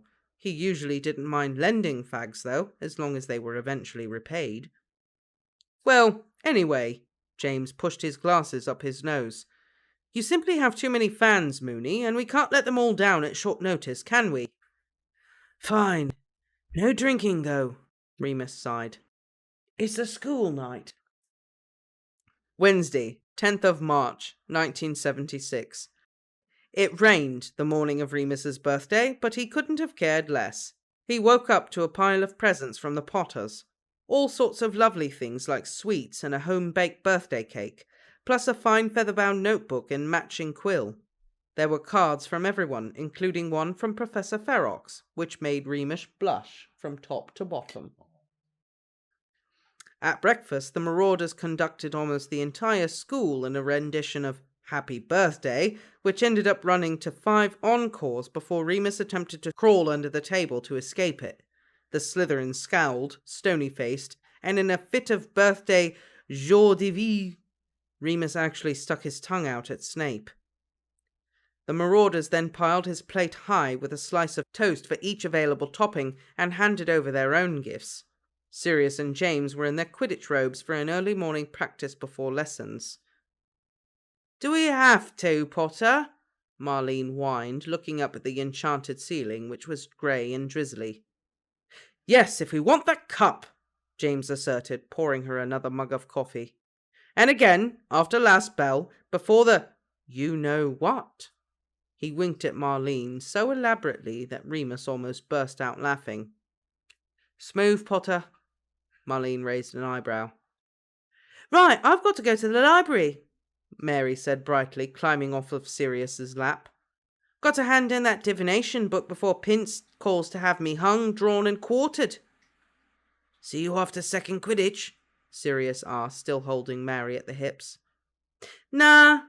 She shook her head, ringlets bouncing. "I'm really behind on history. Thought I'd drop in on one of Remus's classes." "Study sessions," Remus corrected quickly, careful not to look at the couple for too long. "Whatever you say, Professor Lupin." She grinned at him cheekily. "Oi!" Sirius tugged at her to reclaim her attention. "I thought you were going to sit in the Quidditch stands and do your homework." "Well, I said I might." Mary squirmed free. "But it's bloomin' freezing out today, and Remus is really good at explaining." "Fine," Sirius said angrily, tossing his hair and crossing his arms. "Do whatever you like. I don't care." "Oi, don't start with me, Mr. Black," Mary frowned. "You'll lose, I promise." Sirius didn't look up. Mary put a hand on her hip. "Kiss me goodbye, then." Sirius didn't move. Mary's face darkened. "Fine," she snapped with a little stamp of her foot. "I'll see you when I bloody see you," and marched off. Everyone else at the table glanced round awkwardly, and now Remus was not the only one avoiding Sirius's eye. Fortunately, Sirius was, for once, in tune with the feelings of the others, and stood up. "See you on the pitch," he muttered to James as he stalked out of the room, red robes swishing behind him. "Well," Marlene said, "can't wait to hear about that for the next 2 weeks. Hope they make up soon." Everyone at the table agreed. "The thing is," Mary said to Remus later on in the evening as she painted her fingernails a dark, wicked shade of red, "Sirius and I just have such fiery personalities, you know. In Witch Weekly it says it means our relationship is very passionate." Remus replied, trying to tune it out as he was very purposefully drawing out lines for his astronomy chart. "And obviously passion is really good in a relationship," she continued, blowing on her fingernails. "I mean, it's really good, that side of things." She smiled to herself in that awful, smug, satisfied, happy way she always did when talking about Sirius. But, he needs to learn that I have my own life, you know. It's the 70s. Yeah, great, Remus nodded, not looking up. Remus? Christopher appeared at his side. Are you doing a star chart? Can I watch? I'm not really that great at astronomy, Chris, Remus replied, trying to concentrate on his lines. You're better off just reading the textbook. Oh, no! I bet you're great! No, I'm really not... Remus, Mary said, leaning over the desk, jogging his ruler and smearing the tiniest fleck of red nail polish onto his parchment. Are you listening to me? I asked you if you know why. Sirius. Lupin! Lupin! A third year came running out of the portrait hole. I lost your notes on unicorns. I'm really sorry, but... Oi, Lupin, can I bum a fag? A 6th year approached. Remus screwed up his face. A dull pain had started behind his eyes. Ooh, can everyone just be quiet? He said, much more brusquely than he meant to. He looked up and saw everyone staring at him, slightly wide-eyed. I've got a headache. I'm going for a lie down. He got up. Oh? Mary said, standing up. You can't. Sorry, Remus, but the lads are up there planning... She bit her lip. I was supposed to keep you down here. Remus took a breath. Okay, I'll go to the hospital wing then. He refused all offers to escort him, hurrying as quickly as possible, skull throbbing thickly with every step. It was no good. He would have to start being rude to people, for the sake of his own sanity, if nothing else. Since when had he become everyone's best friend, anyway? Wasn't he just the same scrawny, mean, care-home brat he'd always been? The cool quiet of the sick bay was so soothing Remus could have burst into tears. As much as he was always at home at the warm glow of the Gryffindor common room, it was the still soft greys of the hospital wing where Remus first remembered feeling truly peaceful at Hogwarts. He stood there enjoying it for a moment, eyes closed. If he could just stay here all night. Hello, Remus, dear. Madame Pomfrey smiled, coming out of her office. Everything all right? Oh no. He was really going to cry. He swallowed hopelessly and raised a fist to his forehead. Remus! The nurse came over a little quicker, her brow creasing with concern. She was just a little bit taller than him, but they were eye to eye pretty much. Sorry, he gasped, his voice tight and strange as he fought back tears. I've got a headache. Sit down, Madame Pomfrey said gently, motioning to the nearest armchair by an unoccupied bed. I've just the thing. She summoned a little pewter vial from her office. It flew into her palm, and she uncorked it and gave it to him. Have 2 good glugs of that. Don't worry, it's nice and sweet. Her eye twinkled a little. Remus downed the potion and felt all the tension and pain leave his neck and head at once, like water washing away. Thanks. He ducked his head, his voice still thick. Sorry. Bit of an overreaction. Dear Remus, Madame Pomfrey chuckled. I've known you for 5 years now, and not once have you ever overreacted. Are you sure you're all right? Yeah, better now, thanks. In general, she pressed. I've heard you're burning the candle at both ends, doing long hours in the library, and you have your prefect duties, and, well, your health. I'm fine. Remus rubbed his eyes fiercely. Honestly, maybe just tired. I'll go to bed now. Happy birthday, Remus, the Mediwitch said as he got up to leave. Cheers, he nodded politely, but then she did something very strange. She reached out and hugged him, very tightly and not for very long. It was lovely. Take care of yourself, she said as he left. He walked back slowly and wished he had an invisibility cloak for it. He could do without Severus following him or having to break up a hexing match between two very inept first years. When he finally reached the portrait hole up to Gryffindor Tower, he did really fancy an early night. But of course, the Marauders had another plan. "Happy birthday, Remus!" The entire common room exploded as soon as he appeared. They'd done an incredible job. There were streamers hanging from every rafter, portrait and picture rail, and confetti liberally sprinkled over everything else. Students and friends of Remus's from every house and year group grinned back at him. A flock of real-life fairies fluttered over their heads. The tables were laden with sandwiches, cakes, pasties and pastries, as well as a huge bowl of a very suspicious-looking punch. He smiled as widely as he could when he entered the room. "Oh, my God," he said, hoping he was doing a good surprised face. "You lot are crazy." They laughed and eagerly ushered him into the room, where he found himself surrounded by cheers and pats on the back and birthday wishes. The record player began to blare, and Remus's 16th birthday party began in earnest. "I think this is bigger than Sirius's party," James said, handing Remus a cup of the purplish-looking punch. "Don't tell him I said that, though." "I don't know why all these people are here," Remus replied, staring round amazed.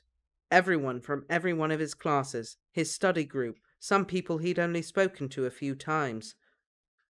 "Because you're Moony, obviously, the acceptable face of the Marauders." James nudged him. "Wow. Look at Evans." Lily did look lovely in a deep maroon miniskirt and high wedge sandals. She was dancing with Marlene and Mary in a little group of 3, laughing and raising her hands above her head. "Please tell me someone's confiscated your broom tonight," Remus said to James, who laughed good-naturedly. "Don't worry, I'm not planning to get that drunk again anytime soon. I'm playing hard to get tonight." "She'll appreciate that," Remus replied. He scanned the room for Sirius, who seemed to be missing. There was Peter, cozied up in an armchair with Desdemona. There was Christopher, having a very earnest conversation with a third-year Ravenclaw girl, occasionally glancing up to smile at Remus. The rest of the Gryffindor Quidditch team were huddled round the punch, challenging each other to down stronger and stronger measures. No Sirius. James must have seen him looking. "He's moping somewhere, over Mary," he explained. "I told him if he can't cheer the fuck up, then he's not to come bringing everyone else down. I've taken him a few drinks up, but it's not working." "Oh, right. Still haven't made up then?" Remus watched Mary, still dancing, who caught the eye of almost every boy in the room. "Doesn't look like it. I thought maybe tough love would help, but I'm not as good at it as you. So he's sulking. Don't mind him though, Moony. Enjoy your party." He did try to. The cake Mrs. Potter had sent was glorious, heavy, rich chocolate with white icing in multicolored hundreds and thousands. The candles were enchanted to burn all evening without dripping wax, and only went out for a few moments after Remus blew on them. He did not dance, though Marlene and Lily tried to drag him up a few times, but he did mingle, thanked people for coming, and had quite a nice chat with the 7th years about which NEWTs to take. "You should be a teacher," one of them said, which Remus thought was very kind but completely insane. It must have been getting close to midnight when he patted his back pocket for his pack of cigarettes and found them missing. Sighing, he considered leaving it, but he'd had enough to drink now and just really wanted to smoke more than anything. There was still a box in the bottom of his trunk, if Sirius hadn't pinched them. He decided to go and look. Halfway up the stairs, he bumped into James again. "Sorry, Moony," the black-haired boy said, looking a bit drunk and a bit annoyed. "He's coming down now." Remus looked over James's shoulders to see a sullen-faced Sirius follow him down the stairs. "Not going to bed, are you?" James asked. "No." Remus shook his head, almost dumbstruck. "Fags." "Filthy habit," James said with a wonky smirk. He glanced over his shoulder. "Come on then, Black." "Just a sec," Sirius said, looking at Remus. I just want to say happy birthday to Moony. Fine. Hurry up, James said, slurring. Remus, tell him to swallow his stupid bloody pride to get down here and snog Mary, eh? Okay, Prongs. James pushed the door open, and for a few seconds light and noise invaded the staircase, before muting again as he closed the door behind him. Sirius and Remus were alone. Happy birthday, Moony, Sirius said, coming down a few steps to stand level with Remus. Cheers, Remus smiled as casually as he could. You, okay? Yeah, fine, Sirius said, though it was clearly a lie. He was fiddling with an empty cup. Sorry if I ruined your party. You didn't. It's been great. Good. Quiet. Sirius looked down, then up at Remus again. James reckons I need to be the one to go and make up with Mary. Probably a good idea. You think so? Well, yeah. Remus was confused. You like Mary, I thought.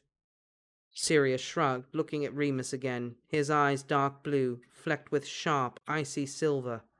His lips were shiny and red from drinking, and he had that slightly petulant look he got when he wasn't smiling. Remus almost wanted to look away, he was so gorgeous.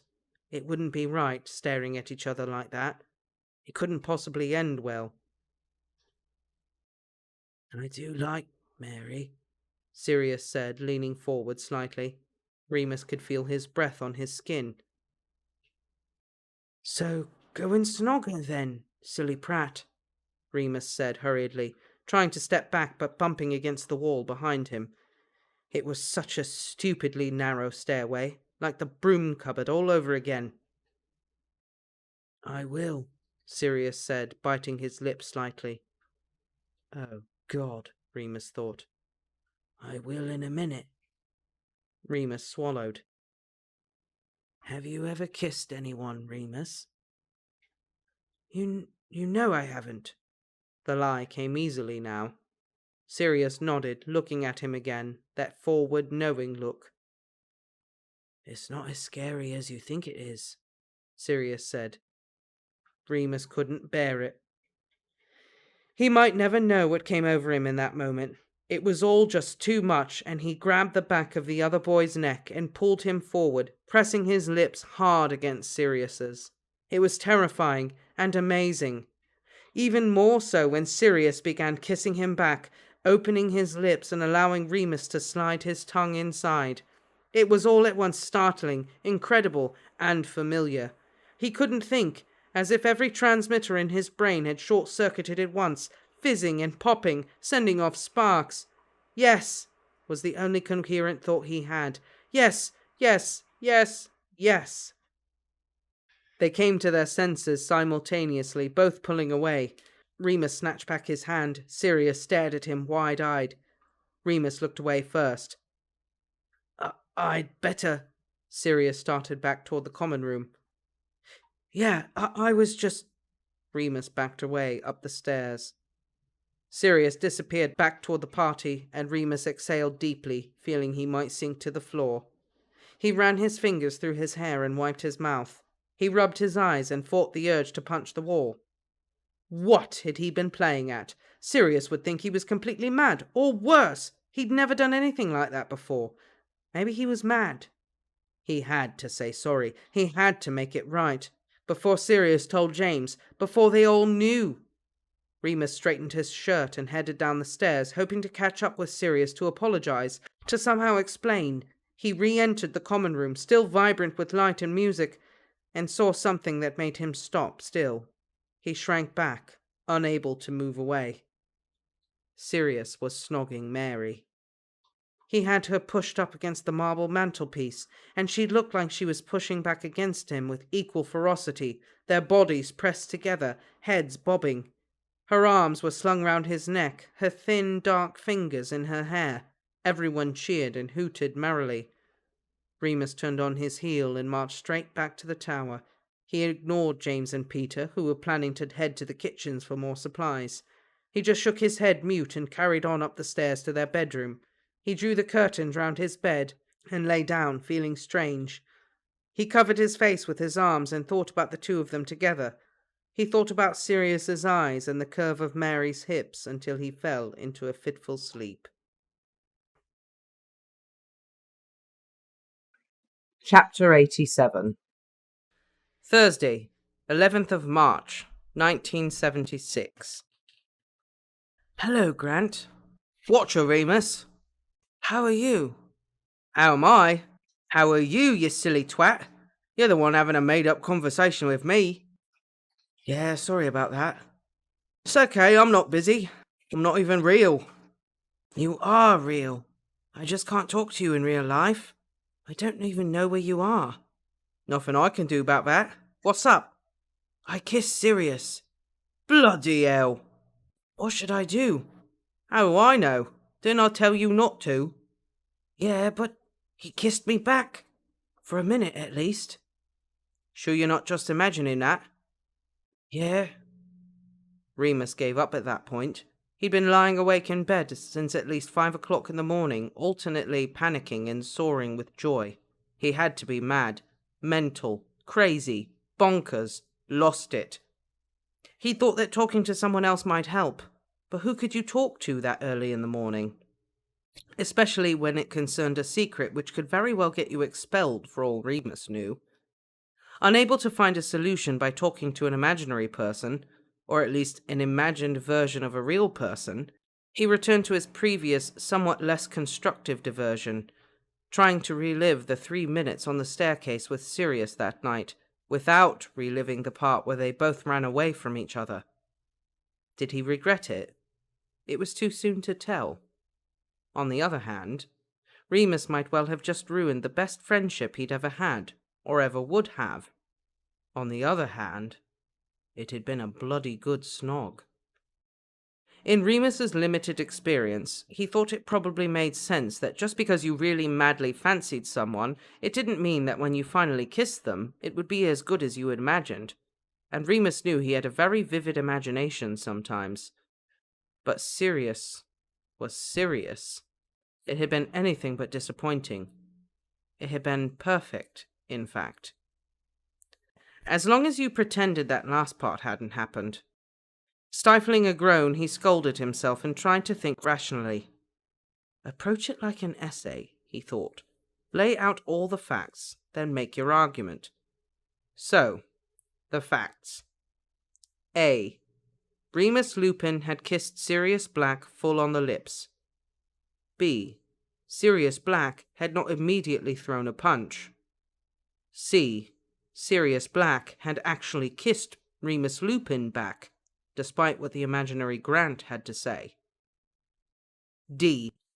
Sirius Black had also kissed Mary MacDonald immediately afterwards and with considerable vigor. E. Sirius Black had not come to bed at all. Bollocks.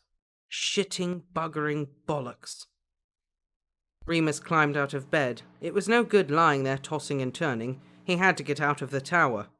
Sirius's bed lay empty to his left.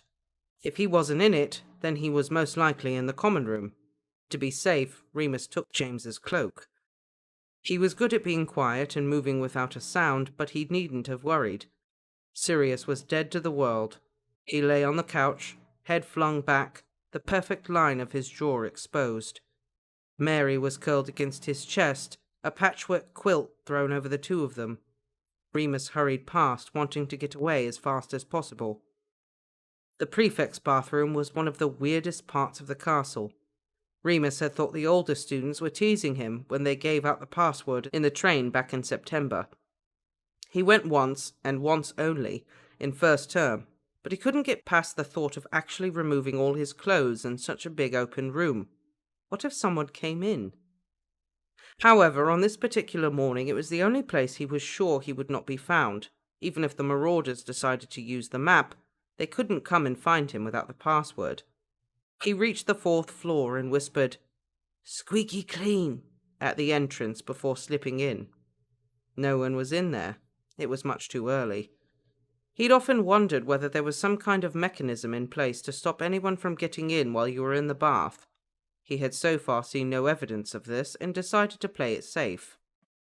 Stripping down to his boxers and vest, Remus ran the water and pumped a lot of bubbles into the Olympic swimming pool-sized bathtub before sliding in, still in his underthings. The bathroom was one of the most beautiful rooms in the castle, Remus acknowledged. Everything was clean white marble and glimmering golden taps. The stained glass windows depicted a series of gorgeous, shimmering sea creatures. A lovely tangerine smell was rising from the great white drifts of foam, and Remus finally began to relax. He'd never learned how to swim. The St. Edmund's boys were offered lessons down at the local swimming baths for free, but Matron wouldn't let him go. He hadn't minded. He didn't want the other boys to see his scars. But now he was older, he thought he'd like to learn. Sirius had once talked about family holidays in the south of France, where the sea was warm enough to bathe in. Remus couldn't imagine that. The only sea he'd ever seen was at Southend, and once Margate. It was bloody freezing, a dirt grey-green colour, not the crystal azure Sirius had described. Still, Remus could float. He lay on his back and stared up at the chambered ceiling. Having fun? Not really. So, if he kissed you back, then ran off and kissed Mary, what does that leave things? I don't know, do I? That's what you're supposed to help me figure out. All right, calm your tits. You don't say that. Sirius says that. Look, I'm doing my best. I told you, I'm not even real. Maybe I'm a really bad kisser. Maybe. The real Grant is a lot nicer than you know. Well, whose fault is that? You're the one talking to yourself, you nutter. Find someone real to talk to. Remus sighed, frowning. Could you be a bad kisser and not know it? Probably. He didn't have enough experience to know. It hadn't felt bad. It had felt like they fit. He kissed me back. Remus knew deep down that it had nothing to do with how he'd done it. It was the very fact that he'd done it at all. He knew it, but he wasn't ready to address it yet, not even with an imaginary person. If he was being thoroughly truthful, Remus knew that Sirius had every right to run away, to be shocked, confused, or even frightened. And there was a mad kind of serious black logic behind snogging the very first honest-to-goodness girl he could find, right after something like that.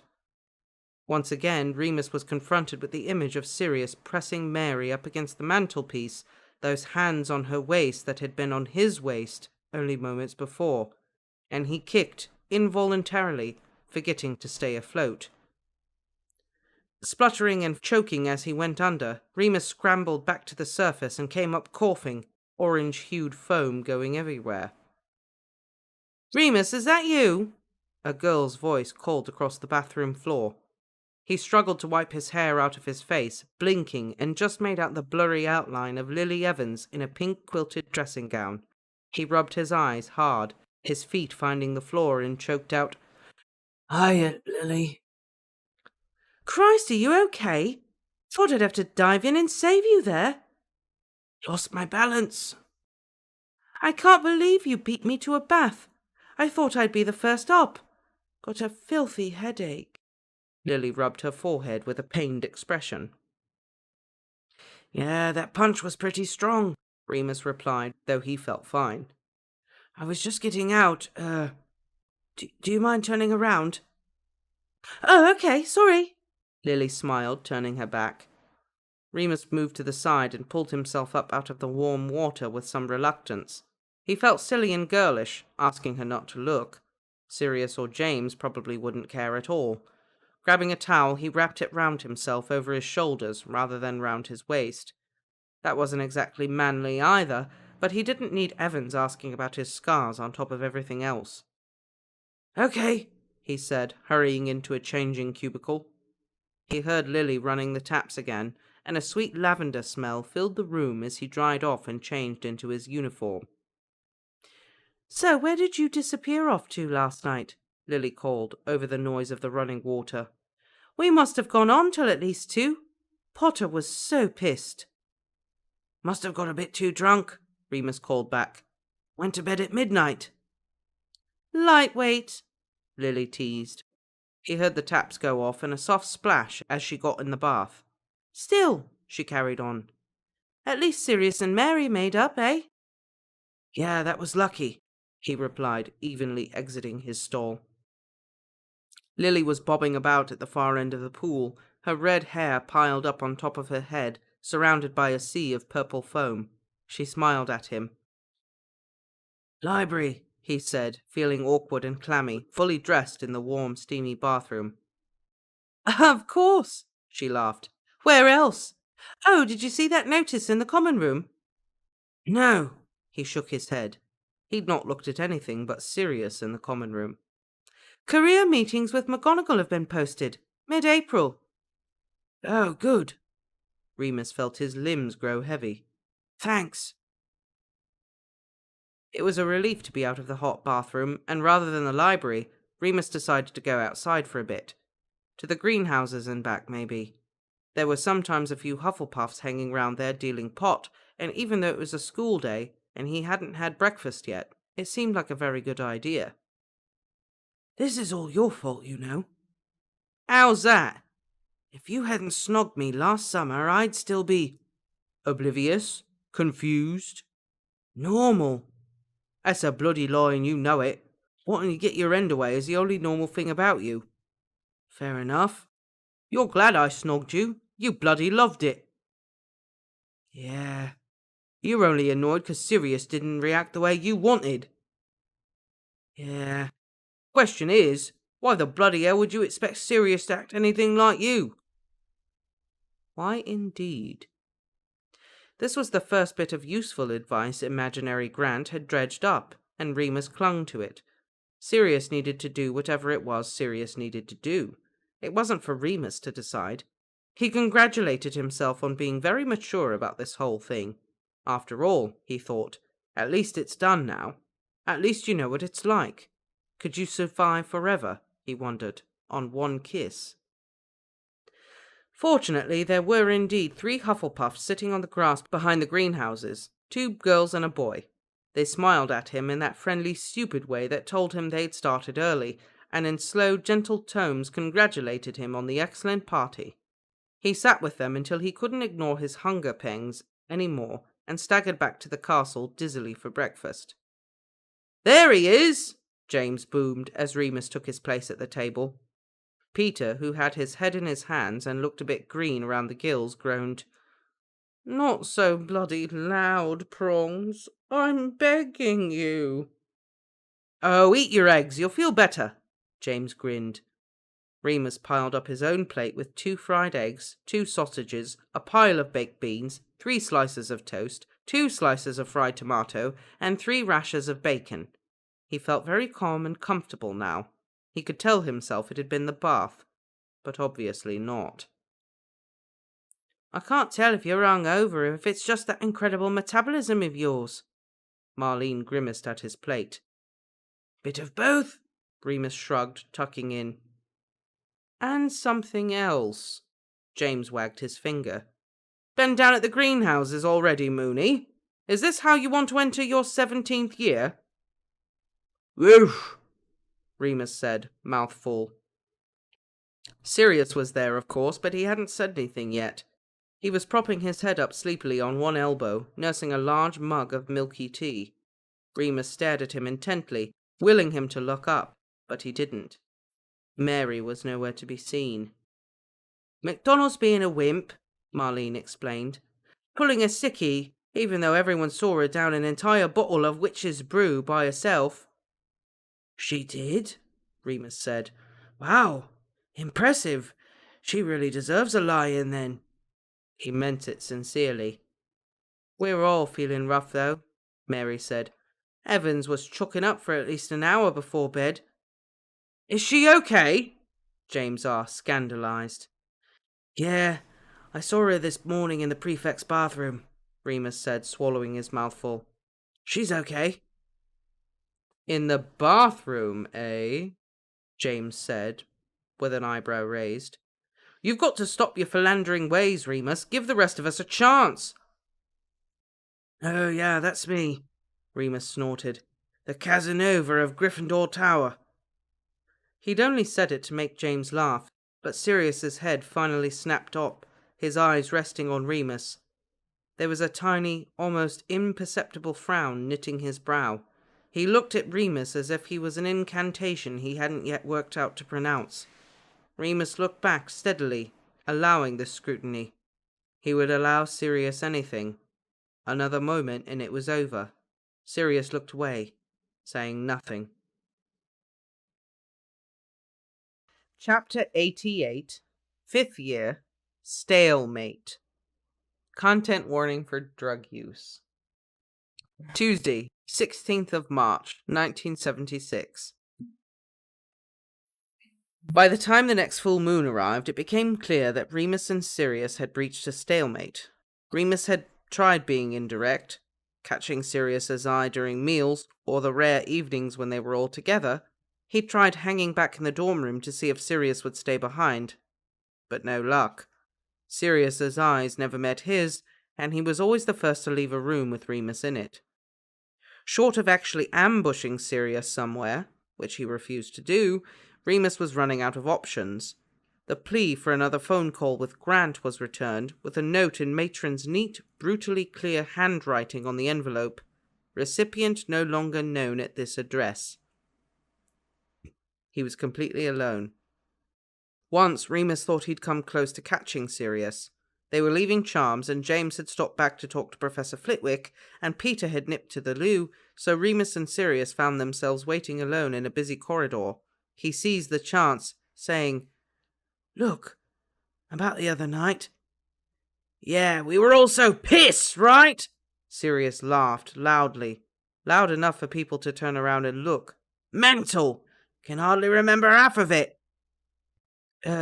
Yeah, right." Remus withdrew. It was a complete lie, they both knew that. But it was one of those awful cases where neither of them was supposed to acknowledge the lie, just keep stepping over it. You couldn't push Sirius any further than he was willing to go, and he was clearly not willing to go there. Then, of course, there was Mary. If Sirius did want Remus in the same way Remus wanted Sirius, then surely the Mary thing would be over. But no. Remus was going to have to come to terms with the fact that it wasn't the Mary thing.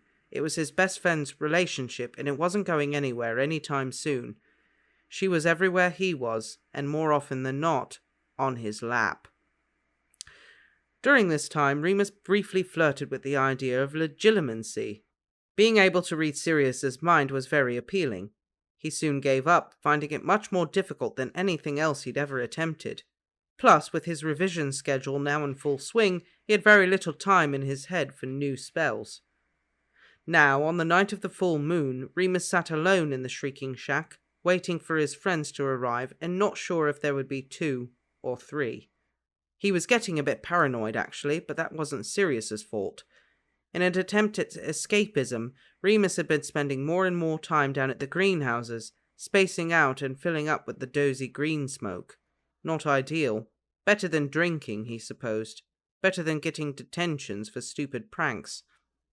He smoked that particular day to calm his nerves around the moon, and to see if it had any effect on his transformation pains, though goodness only knew what a stoned werewolf would be like.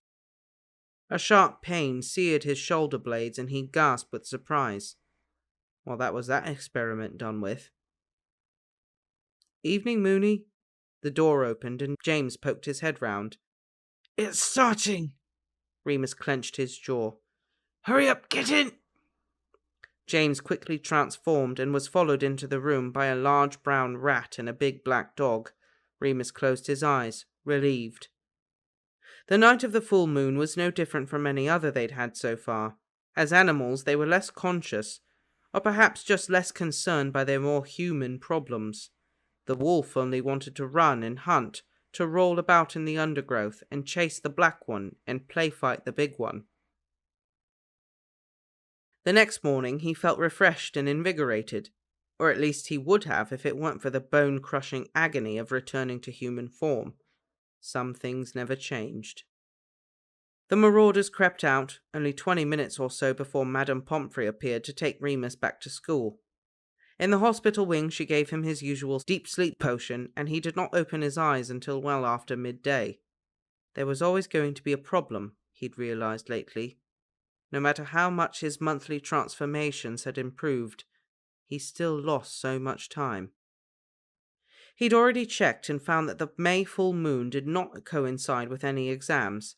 This seemed very odd to him until he realized it must have been orchestrated this way by Dumbledore or McGonagall. He found that a bit embarrassing. Didn't they know he'd sat through classes before with his blood boiling and his muscles aching? That he'd finished essays after being up for 2 days, head throbbing and so tired he'd only had adrenaline left for fuel? And he had still beaten half the class. He could do it. They just had to let him. How would he ever get a job after school if he couldn't be seen to be keeping up? When Remus opened his eyes around 4 o'clock, he was very surprised to see Sirius there, alone. "Morning," he smiled softly, a trace of anxiety still clinging to his features. That might not be because of Remus. Sirius was often anxious these days. If Snape was Remus's malevolent shadow, then Regulus was Sirius's. It seemed even if you left the Black family in everything but name, you were never truly free of the sense of obligation, or the guilt. That could be the case with all families, Remus reflected. He wouldn't know. "Morning," he nodded back, pulling himself up. "Good night, wasn't it?" "Yeah, great," Sirius nodded, eager for some familiar territory. "Can't believe we found that waterfall. Prongs reckons there's a cave behind it. Told him if there is, then a troll probably lives there. They like caves, don't they?" "They do, yeah." It wasn't awkward, exactly. They chatted like this all the time. But they didn't usually struggle to keep a conversation going. Quite the opposite, in fact. Sirius was looking at the ceiling when out of the blue he said, "We're okay, aren't we, Moony?" His voice was small. "Course," Remus said hurriedly. "Because you, James, Pete, you're my best mates." "Yeah, you're my best mate. You all are." "Okay, good." Sirius looked relieved, and Remus was glad he'd said the right thing. But his face seemed to grow troubled again. There's Mary just now, too." "Mary," Remus repeated. "Yeah, I said I'd go and meet her. Pete'll be along in a bit." "No, it's fine. Once Madame Pomfrey's back, she'll probably let me out. I'll see you this evening?" "Yeah, course." Sirius grinned, looking more comfortable than he had in weeks. "We understand each other now." "See you at dinner, mate." He said this last word with an overly jocular blokiness that was very unlike him. Remus was surprised he didn't punch him on the arm and knuckle his hair. Wednesday, 14th of April, 1976. The next month passed in a blur of quills, books and parchment. Remus couldn't be sure whether or not he and Sirius were still at odds, because he simply didn't have the time to worry about it. When they did see each other, in the lessons, in the corridors, or yawning good night to each other before bed, everything seemed perfectly fine. Remus's study group had doubled in size until he had to break them up by different subjects for each day of the week. The sessions mostly took the form of running through past written papers from previous years, sharing their answers, pointing out key extracts from the various textbooks. Remus felt that he was learning just as much as he was teaching, and he was really enjoying it. "How come you're not in Ravenclaw?" Christopher asked one day as he helped Remus tidy up the disused classroom where they'd been practicing levitation. It was a mess. "My dad was, actually." Remus smiled softly. That didn't hurt as much as it used to. There were other things, more important. "And the hat did mention it at my sorting, but not meant to be." "Seems like you would have been better off in there," Christopher said, repairing a shattered inkwell and cleaning up the black puddle beneath. "Maybe," Remus shrugged. "If you'd known me then, you wouldn't think so." They finished the job and Remus glanced back at the clock. Shit, I've got to go. Sorry, Chris. Will you be okay getting back to the tower? Pure blood privilege, Christopher said, making a face. I don't get bothered. Where are you going? It's private. Sorry. Thanks for the help. He had to run, in the end, to get to the hospital wing in time. Madame Pomfrey scolded him lightly. No physical exercise on full moons, she said, fastening her cloak. You'll get yourself agitated, and we've had such a good year. I'll be fine. He waved a hand a little too casually. Maybe he ought to get Prongs to scratch him up a bit so that she didn't get suspicious. No way Prongs would do it, though. They began to walk out onto the grounds together, a journey so familiar now they could do it in their sleep. I could do this bit on my own now, he said conversationally. I know how it all works well enough. You only need to get me in the mornings then. Sorry, dear, she shook her head. Dumbledore's orders. I'm to make sure you're safely off the grounds on time. Oh, of course. He tried not to sound ungrateful. Of course, that was a concern, that he might forget or run late. Then what? It might be much worse than this, he thought, once he turned 17 and had to register with the ministry. Inside the shack, Madame Pomfrey shrieked. What's wrong? Remus withdrew his wand. Oh, nothing. Huh. She clutched her chest. I saw a rat. Horrible things. I wish we could find a nicer place for you. When the door closed, he spun round. Pete, was that you? Sorry, Moony. Peter's voice came from upstairs. I was supposed to be keeping guard. He came down the staircase, followed by James and Sirius, who were yawning and looked as though they'd just woken up. What are you two doing here? Remus asked, surprised. What about the match? We've been sleeping since the final bell, James explained. Then we'll get another hour or two's kip in the morning, and lunchtime if we can swing it. You're mental, Remus shook his head. Both of you. He looked at Sirius to check if they were still playing the eye contact game. Anything for our Moony, Sirius said, holding his gaze for a good few seconds before dropping it, looking away and rubbing his arm. That satisfied Remus, though he knew he ought to feel guilty.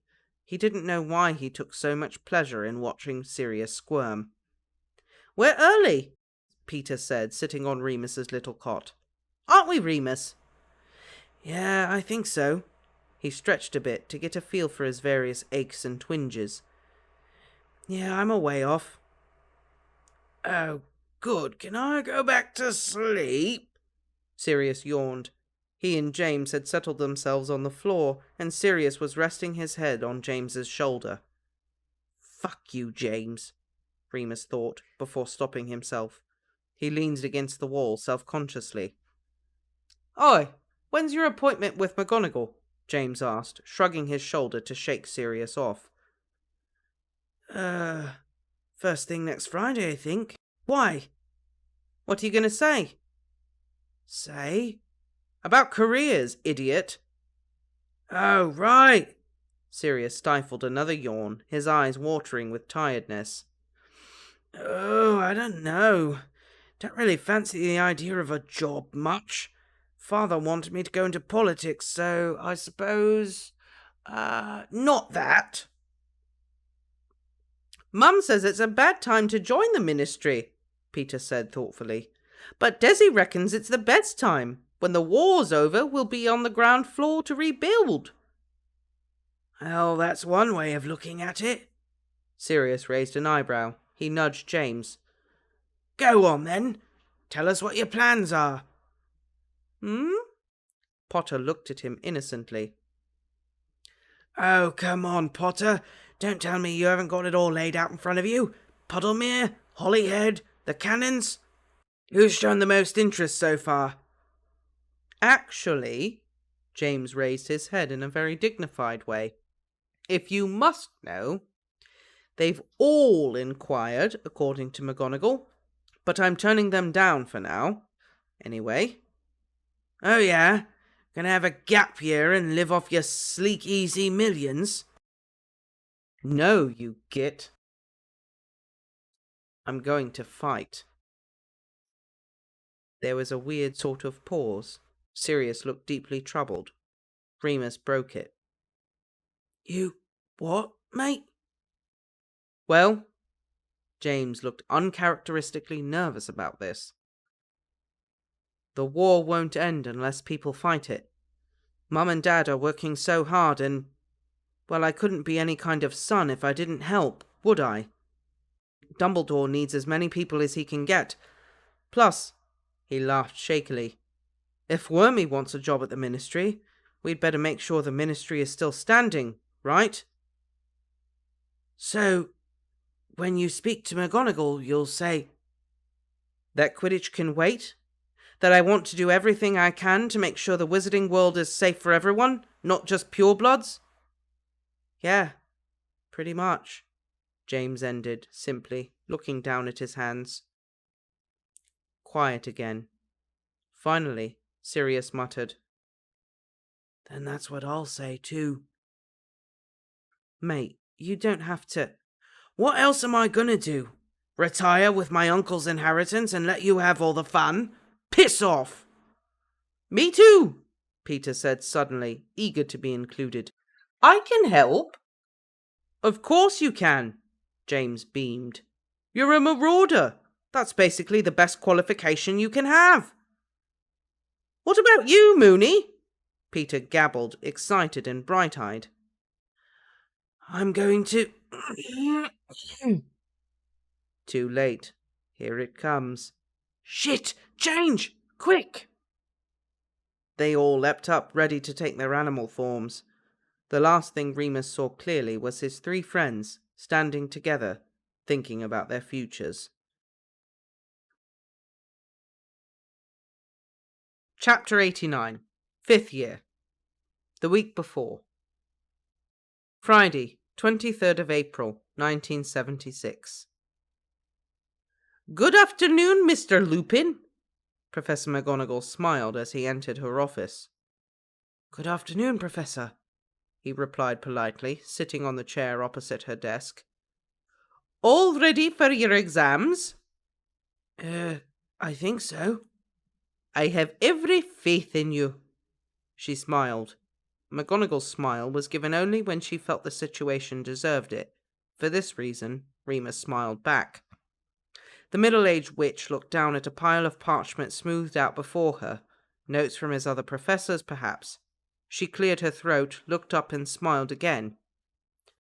You've received consistently strong results during your time at Hogwarts. Not the whole time, he murmured, thinking of those wasted months in first year. You're a prefect, McGonagall continued. A generally well-behaved, thoughtful young man. You seem to excel in your charm work and history, and I hear you've even gathered some pupils of your own. I don't mind helping out, he explained, embarrassed, if people get stuck. An admirable quality, Mr. Lupin. Thanks. So, she said briskly, with all of these good things in mind, have you given any thought to a career to pursue once you've completed your education? He was nervous, he realized. More nervous than he'd ever expected to be. He rubbed his damp palms on his trouser legs and tried to make eye contact. I'll have to register myself with the Ministry. He saw her purse her lips, but she didn't interrupt. And, I don't know much about it. Not as much as I ought to, maybe, but the war... What about the war, Lupin? She snapped. Well, people, wizards, they don't want someone like me, with my problems, to have jobs at all. So I thought... We cannot submit to others' low expectations of us, Lupin. You've done great things at Hogwarts, and I have no doubt you are capable of greater things still. Maybe, he shrugged. But I don't But I won't get the chance unless I get involved, I supposed. Get involved? Any trace of kindness or encouragement had left her face. Yeah. Mr. Lupin! McGonagall's brow furrowed. She looked tired, as though she'd been working on a difficult problem all day. You know that I've already spoken to Mr. Black about his own plans. Yeah. Remus wasn't sure what that had to do with anything. And I'm sure you can imagine exactly what Mr. Black's plans are. I could guess. He didn't need to guess. They'd all discussed it last night, all four of them, on James's bed. James had always been the head of the group, the leader. His innate goodness, his confidence, and his easygoing demeanour had ensured this from their very first meeting on the Hogwarts Express. But now, to Remus at least, he seemed to have taken on a new dimension of wise heroism In his decision to join Dumbledore, and pit himself against Voldemort. If James was doing it, then they were all pretty sure it was the right thing to do. Sirius had spoken at length, and with some emotion, about his own desire to beat them. Remus had the impression that Sirius didn't see the war as political so much as extremely personal. Voldemort might well have been his mother or his father. Peter was always excited to begin a new venture, and Remus had to admit he was impressed. Wormtail was usually the first to point out the risks in such a plan, but James made it all seem so easy, so simple. As for Remus, there was never any question. He had no other options as far as he could see it, and the least to lose out of all of them. The three boys he shared a room with had been his primary concern for the last 5 years, and he saw no reason for this to change when they left school. And he couldn't deny, even to himself, that staying close to Dumbledore seemed the most likely route to Greyback. He said none of this to McGonagall, of course. The professor removed her spectacles, rubbed her eyes, and covered her face with her hands. She sighed, and the sound struck Remus in a painful way, in the pit of his stomach. He'd disappointed her. Mr. Lupin, I have interviews with Mr. Potter and Mr. Pettigrew later this afternoon. Am I to assume that I will hear the same things from them? Don't any of you have any career ambitions beyond this dreadful war? Remus shrugged, looked at his feet. She wouldn't change his mind. There'll be time for that, he mumbled. Afterwards. She lowered her hands, replaced her glasses, and looked at him. Her eyes were rimmed red, slightly puffy. She wasn't giving him her famous look, trying to unnerve him into giving the right answer. The expression she wore was something different entirely, one that didn't suit her at all. He didn't like it. I didn't become a teacher for this, she said very quietly, her voice strained. He didn't know what to say to that. He felt sorry, but he didn't want to say so in case she pounced on this as an avenue of dissuading him. I think Peter wants to do something at the ministry, he offered. Afterwards. Well, that's a start, at least. McGonagall smiled tightly and reshuffled her papers. Now, Mr. Lupin, let's talk about NEWTs, shall we? Thursday, 14th of May, 1976. Shakily, Remus made his way to the very top of the Quidditch stands. He found his friends, Lily, Mary, Peter, and Desdemona, waiting excitedly as the crowd began to cheer. He sat next to Desdemona, who was wearing Peter's red and gold scarf. Hi, Desi. Remus smiled and gave a little wave. Are you cold? I'm trying to blend in, she giggled. Petey thought they wouldn't let a Ravenclaw sit here. Oh. Should you be here, Moony? Peter asked, watching the players walk out onto the pitch with a pair of binoculars. Feeling okay? Oh no, have you been feeling ill again, Remus? Desdemona clucked sympathetically. Oh, Remus was just, Peter stammered, realizing his mistake. Out by the greenhouses, Remus said blandly. I'm stoned out of my mind. He was stone cold sober, but Desdemona was an innocent sort of girl. Okay. She smiled politely, but inched away from him slightly. He'd slipped out while Madame Pomfrey was in her office. He felt bad about it and would apologize later, but he had to see his friends play. They would do the same for him.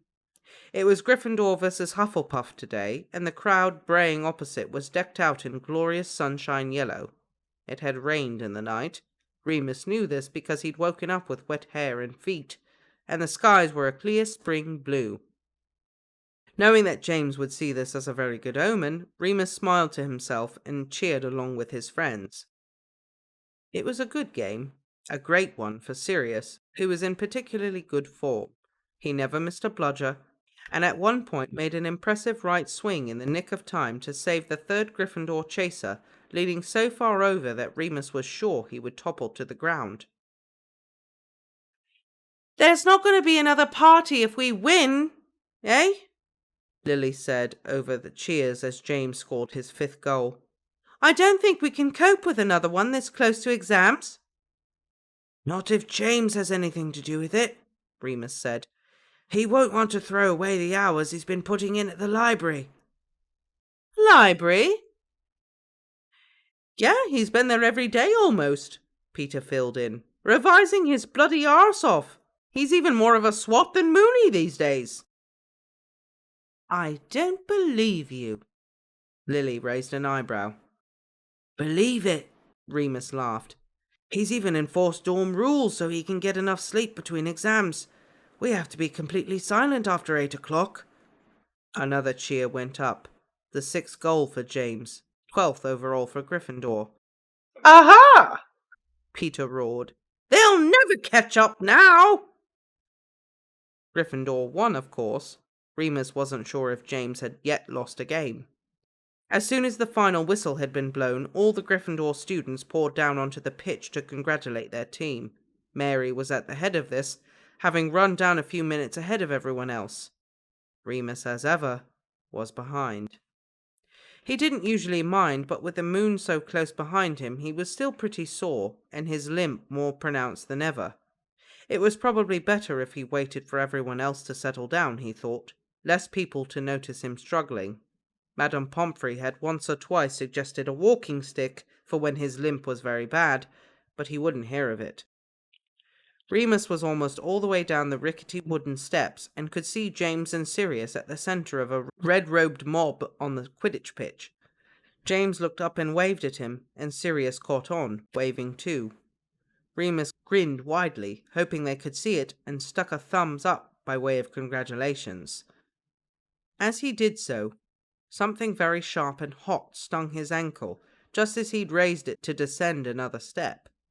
With a yelp of surprise and pain, Remus stumbled forward, losing his balance completely and clattering down the rest of the stairs, landing in a heap at the bottom. Ow, he thought. Fuck, he said, pushing up with sore, splintered hands and trying to get to his knees at least. The problem with being so lanky, he thought, was that there was more of you to get knocked. Dazed and confused, he was grateful that most of the crowd had their backs turned to him. He must have fallen at least 8 steps down. Then he heard it. The muffled giggling. He turned, pain shooting up his left side as he did so, and saw 3 faces hiding underneath the wooden scaffolding. It was Mulciber, Barty Crouch, and Snape. Whoops-a-daisy! Crouch cackled, showing rows of sharp white teeth, a little too small for his mouth. Poor ickle Lupin! He was fiddling with something small and metal. Tossers, Remus muttered, righting himself, hauling his body up as quickly as possible. He fumbled in his trouser pocket for his wand, praying it hadn't been broken. No, it was fine. He withdrew it and pointed it between the gaps of the steps. His ankle was still throbbing in itchy, biting pain. What did you do? Don't blame us for your clumsiness, loony Lupin, Snape said coolly, stepping backwards into the shadows. And get that wand out of my face before I report you for drawing on unarmed students. Unarmed my arse! Remus growled, still aiming his wand.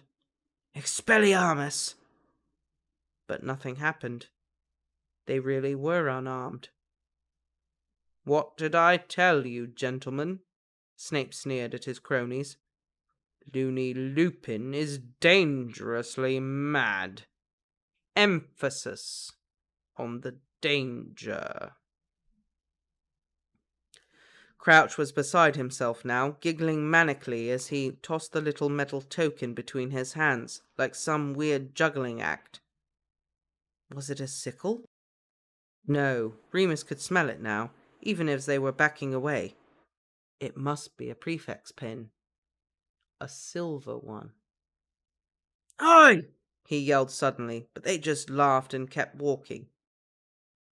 By the time James and Sirius, who'd seen Remus stumble but not much else, reached him, the 3 Slytherins were gone. Bloody hell, you all right, Moony? James asked, helping him straighten up, offering an arm. Fine, yeah, must have tripped. Stupid long legs, eh?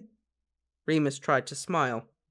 Sirius was there, and he refused to mention any kind of Slytherin attack with Sirius around.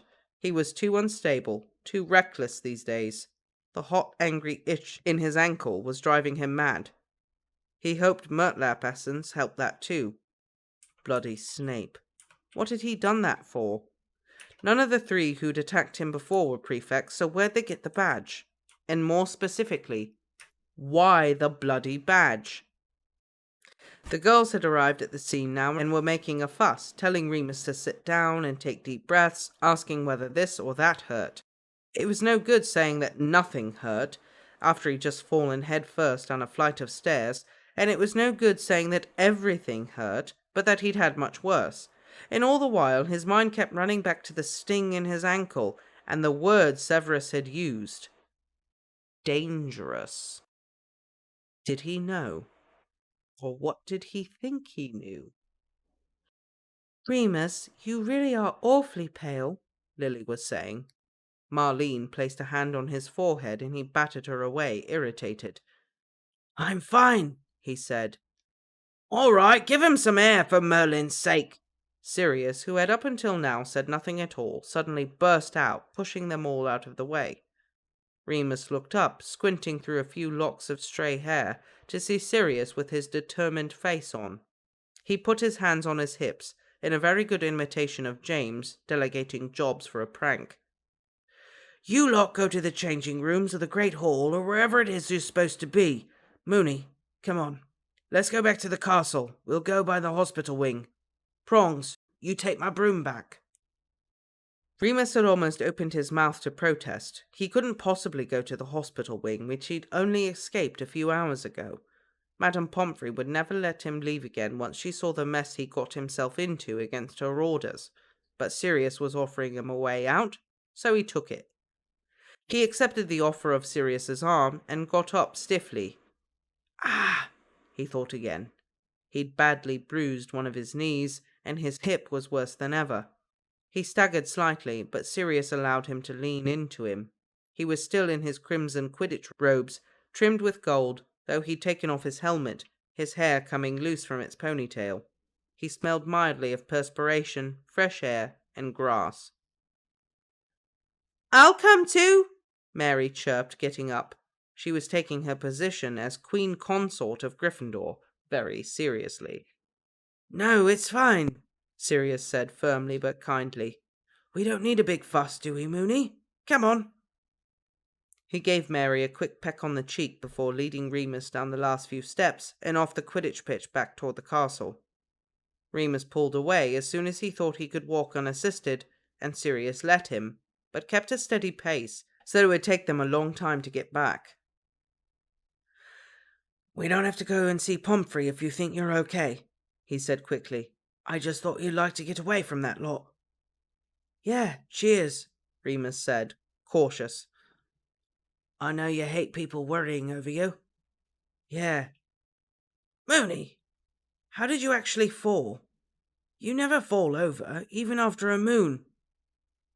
Oh, I don't know. I didn't look where I was going. Sirius seemed to accept this for now, and they kept walking. It must have taken half an hour for them to make it all the way up to Gryffindor Tower. Sometimes Remus wished he was a Hufflepuff, if only for accessibility purposes. Finally there, Remus collapsed onto his bed, aching all over and completely exhausted. He hated being that way in front of Sirius. He didn't want to show any sign of weakness. I'm just gonna go have a shower, all right? Sirius said quietly. Remus nodded, closing his eyes. Once the bathroom door clicked shut, he fumbled in his bedside table for the mutlap essence. He'd need more after the next moon, though this jar had lasted longer than any other he'd had, thanks to the Marauders.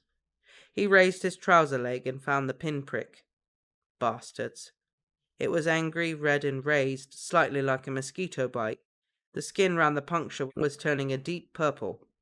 The mutlap essence didn't help at all. Definitely silver then. Remus lay down and tried to ignore the pain, allowing his muscles to relax and sleep to take over. He was still lying in this dozy, slightly feverish state when Sirius emerged from the bathroom, a waft of muggy steam and faint aftershave. Are you sleeping? He whispered so gently. Almost, Remus murmured, opening his eyes just a bit. Sirius drew the curtains closed, dimmed the light in the room. He stood just by Remus's bed. He picked up the jar of mutlap essence. What's this for? Cut yourself? No. Moony, please tell me what's happened. It's obvious it wasn't just an accident. Sirius frowned. Don't you trust me? Of course I trust you. Remus frowned back. Look, I don't need you going out for revenge, okay? It's stupid and it'll blow over. Who? 3 Slytherins. They tripped me, yanked my foot through the stairs, that's all. Cowardly gits. Best not to mention the silver. Which Slytherins? Sirius's voice was hard. Not Regulus, Remus replied hurriedly. Snape, obviously, Mulciber and Crouch. Sirius, he said as sternly as he could muster. I'm fine, okay? Please don't make it worse. I won't, Sirius said, though he sounded uncertain. They were quiet for a bit. Remus closed his eyes again, his eyelids heavy. Shall I leave you to sleep? Sirius asked, his voice gentle again. Yeah, cheers, Remus murmured, relaxing again. I'm knackered too, Sirius said lightly with half a laugh. After that match, sort of jealous of you for having the excuse. Almost wish I could just lie down here with you and not get up until the morrow. Remus opened his eyes again to check Sirius's face, but he was looking away. Better get down to the feast, though. Can't miss James's victory speech. Don't go near the Slytherins, Remus said. Promise? Promise, Sirius nodded. He left the room shortly after that, and Remus fell asleep, feeling satisfied that no matter how much Sirius hated Slytherin, he would never do anything so reckless that Remus could not forgive him for it. Chapter 90. 5th Year. OWLs. Notes.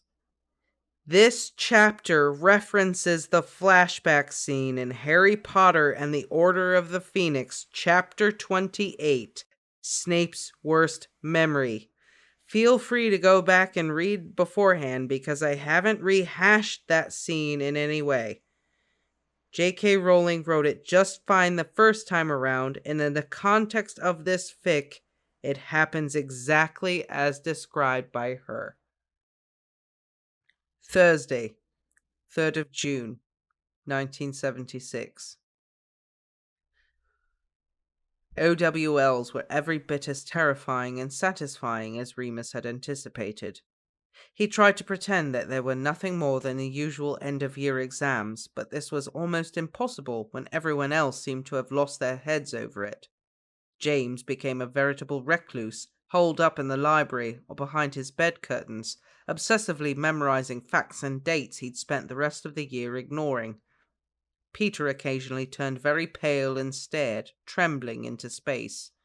Marlene had taken to ambushing Remus at various intervals throughout the day, demanding that he quiz her on this and that. Only Sirius seemed very calm about any of it, which was just typical. When even James had shut him out, he entertained himself by distracting Mary, which had the added benefit of distracting Remus, which was horrible, but bearable. Go and find a broom cupboard like everyone else, Marlene yelled, on the verge of hysteria, throwing a slipper at the couple. They were wound together on the couch in front of the fireplace. There's nowhere to go, though, Mary sighed to Remus in the library the day before OWLs were due to begin. Sirius won't let me up in your dorm, and boys can't get in ours, and I don't dare get caught in a cupboard somewhere, not with this castle crawling with wannabe Death Eaters.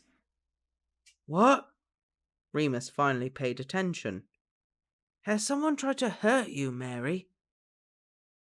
Oh, all the time, she shrugged with a tired smile. I'm used to it by now. At least being the only black kid at my primary school prepared me for something. That's horrible, Mary, I'm sorry. Remus squeezed her hand, feeling genuinely terrible. Mary was a very tough girl, he knew. You could get away with saying almost anything round her. She might throw a bit of a strop, but she'd forgive you quickly afterwards and never hold it against you. Still, this was something else entirely, and it was obviously having an effect. You're so sweet, Remus, she smiled kindly, squeezing his hand back. Don't worry about me, though. I've got Sirius. Remus released her hand, returning to his work before casually asking, What does he say about it? Oh, you know, he'll defend me to death, that nothing they can do will ever come between us. To be honest, I think he has a bit of a white knight complex. Well, Remus closed his book and looked up at her. You're no damsel in distress. Mary's face split in a lovely grin. She really was quite beautiful. Cheers, Remus. Knew I could count on you to support the women's lib argument. Right, can we go over Defense Against the Dark Arts again? Professor Drosky hinted there might be something on either werewolves or vampires. Remus never knew whether it was the increased attacks on Muggleborns, and therefore Mary, that caused the incident which took place after the DADA written exam. He flattered himself once or twice that it could have been something to do with Severus's dogged pursuit of Remus, even though Sirius had promised not to retaliate. He liked to think later on that James and Sirius had acted out of a kind of righteous indignation, that this was a chance to prove they'd picked a side. In reality, it was probably a mixture of reasons, none of them noble. The heightened tension of OWLs, combined with the relief of having just finished an exam. Growing tensions that had been simmering all year, in fact, for a number of years, between Gryffindor and Slytherin. Severus Snape simply being an annoying prick, James wanting to impress Lily, Sirius's merciless aggression toward anyone who so much hinted allegiance to the other side. In short, no one was quite themselves that day, and it was hot. These two factors alone might have been enough to bring a situation to a boiling point. The fact that Sirius was playing the bored aristocrat, and that James was eager to please him, was nothing new, and could potentially be explained away later as obnoxious teenage behavior. Besides, those who knew Sirius, and what he'd suffered, were inclined to pander to him, allow him to put on airs, and James was particularly indulgent. The level of cruelty was certainly new and could not be explained so easily. Unfortunately, as the years would go on, Remus would see more and more of this ruthlessness, not always from his friends, but certainly from people he thought were good. It would always seem to Remus that this was the day the war truly started, as far as the Marauders were concerned. Remus did not consider himself blameless, of course. He could have stepped in. He did put down his transfiguration book when Lily got involved, but he had assumed that she would shut everything down, scold James, and move on. He certainly hadn't expected Snape to say what he'd said, or for James to do what he did. Part of him enjoyed it too. Part of him liked seeing Snape humiliated and tormented, without Mulciber around to back him up. It was horrible to see Lily so insulted, of course, and when James started really going for it, Remus had to bite his lip to keep from cheering and laughing along with everyone else. He ought to have stopped it. He ought to have stood up to his friends, taken control and been the better man. He just didn't feel like it. Whether or not his intervention would have improved or worsened the situation, or the events that followed, Remus might never know. But he wished he had tried. "You've blown any other chance you've ever had with being an owl, mate," Sirius laughed as Lily stormed out of the dining hall later that day upon seeing James at the table. "Fine," James said, scowling. "You know what? I've wasted so much bloody time pining after her, and if that's how she feels—" "Isn't it how she's always felt?" Peter asked, pouring out his gravy glumly, another casualty of the altercation with Snape. Peter and Desdemona had apparently had a blazing row over it. She thought it was bullying. She couldn't see what Snape had done wrong. "Shut it, Pettigrew." Sirius rolled his eyes. He addressed James. "Forget about her, Prongs. She's always been up herself." "Oi!" Mary slapped his thigh lightly. "Lily's my friend, and if you don't mind... Though, James, I do think you better leave her alone for a bit. She's really upset." "Really?" Remus asked, feeling guilty. He ought to have stopped it. "Of course!" Mary replied, neatly slicing up her roast potatoes. "Don't ask me why, but Snivelus has been her best friend since they were kids. I've tried telling her what a massive tosser he is, but it doesn't really get through. She feels sorry for him, I think. He's madly in love with her, of course." "Ugh! She doesn't like him back, does she?" James looked scandalized. "No," Mary shrugged. "But they're all friends just the same. Or at least they were. She's not talking to him now, though." Remus made a mental note to check whether she was okay. That was, if Lily was still speaking to him. Her final outburst had definitely felt like an attack on all the Marauders, not just James. Friday, 12th of June, 1976. The Transfiguration written exam was the following week, and Remus was overprepared, if anything. He had a burning desire to beat James, if he couldn't beat Sirius at it. He thought he could probably best them in the written if he couldn't in the practical. The paper was 3 hours long and demanded a huge amount of concentration. Remus only looked up twice, both times to check on Sirius. The first time he was working on his essay, his quill moving smoothly, as if skating over the parchment, rather than scribbling away like James or Peter. The second time he was leaning back on his chair, trying to catch James's eye. Remus sighed. It was so much harder to concentrate this close to the moon. He felt more animal than usual. He was really looking forward to the upcoming moon, as much as he knew it was foolish. It would be the last one of the school year, and all 4 of them had been planning on it quietly over the week. Exams would be finished, and they were practically invincible, with what felt like the whole world at their feet. James swore he'd caught a glimpse of a unicorn last time, and they'd been reading up on how to track them down. Remus wasn't sure what the wolf might do, faced with a unicorn, but there was no evidence he would attack. Centaurs were something altogether. Centaurs terrified the wolf. When the exam finished, the students were instructed to stand back against the walls of the Great Hall while McGonagall magically collected all the papers alphabetically, in the most elegant use of Accio Remus had ever seen, and reinstated the house tables ready for dinner. Across the hall, Snape was glaring at James furiously. "Dunno what he wants," James tottered. "We've got detention, haven't we?" "Did a teacher see you?" Mary asked as they wended their way over their usual seats for dinner. "Nah, bloody Evans," Sirius groaned. "My dear friend Lily," Mary said firmly. "Whatever," Sirius grunted. "She just better not drag it out until tomorrow night." "Why?" Mary asked, smiling as dinner appeared on the empty plates before them. Spaghetti bolognese. "Taking me somewhere nice for once?" "I think the sixth floor girls' loo is nice," Sirius replied sarcastically. "Anyway, no. Got something else. Marauder business." "Oh, yeah, of course," Mary sighed as if she was terribly hard done by. "I forgot.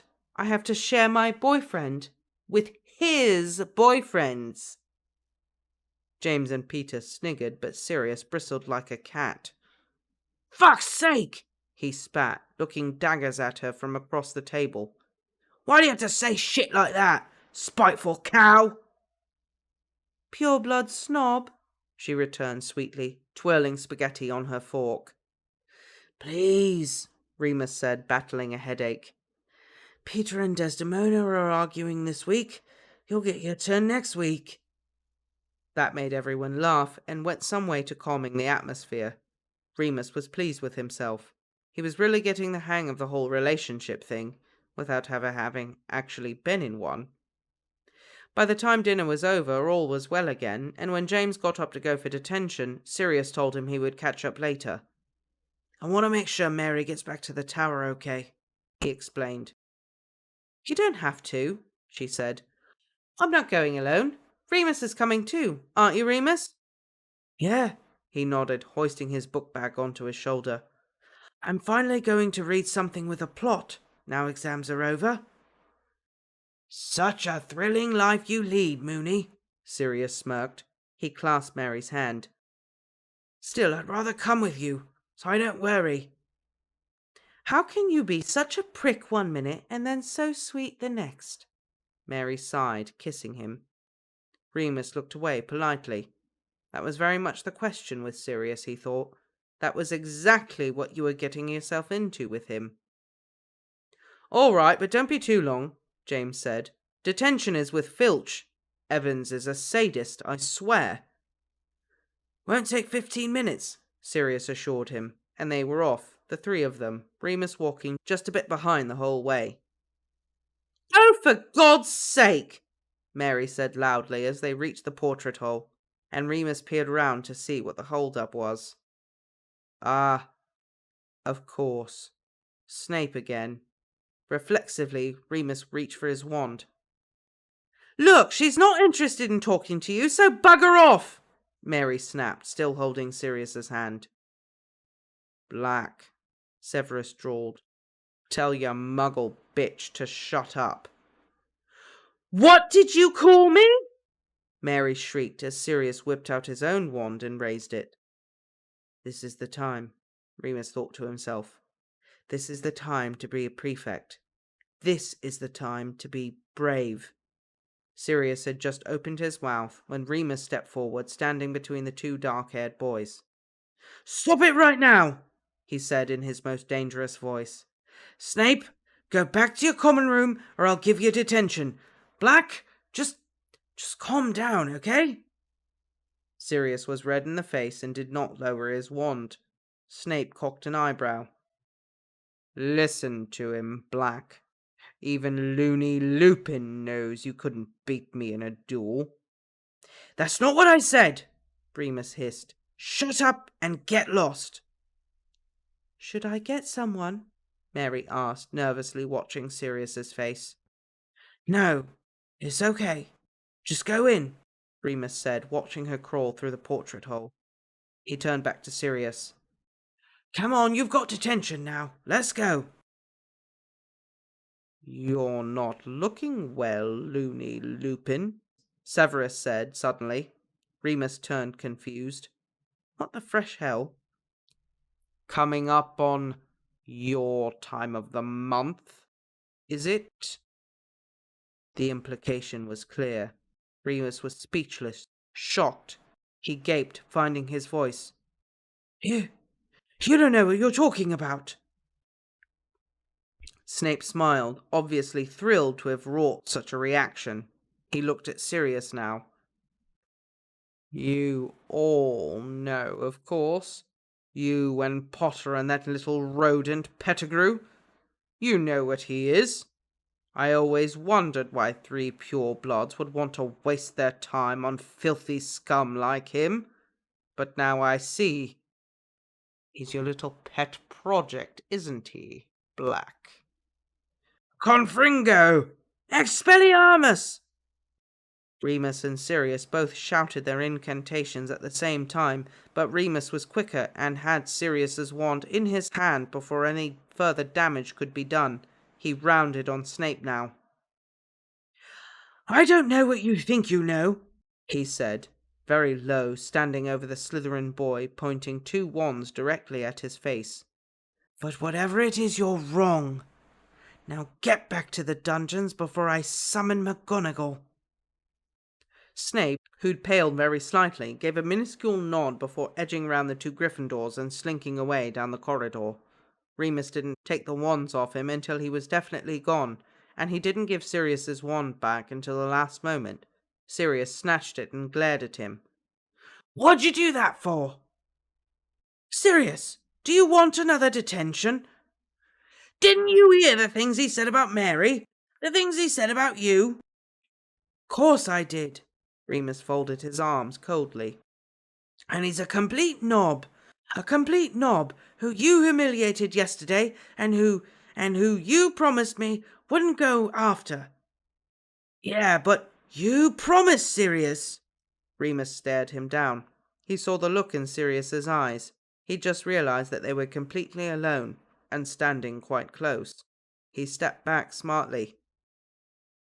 I know what I said, he replied, his voice still thick with rage. But I won't have him spreading rumors about you. He deserves a taste of his own bloody medicine. Sirius? Remus moaned. Please, just go to your detention. Calm down. I'll see you later.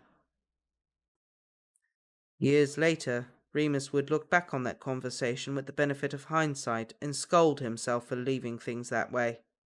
But they were not yet the men that they would become, and as much as Remus liked to think he was mature and intuitive, he was about to learn that he still didn't know the first thing about Sirius.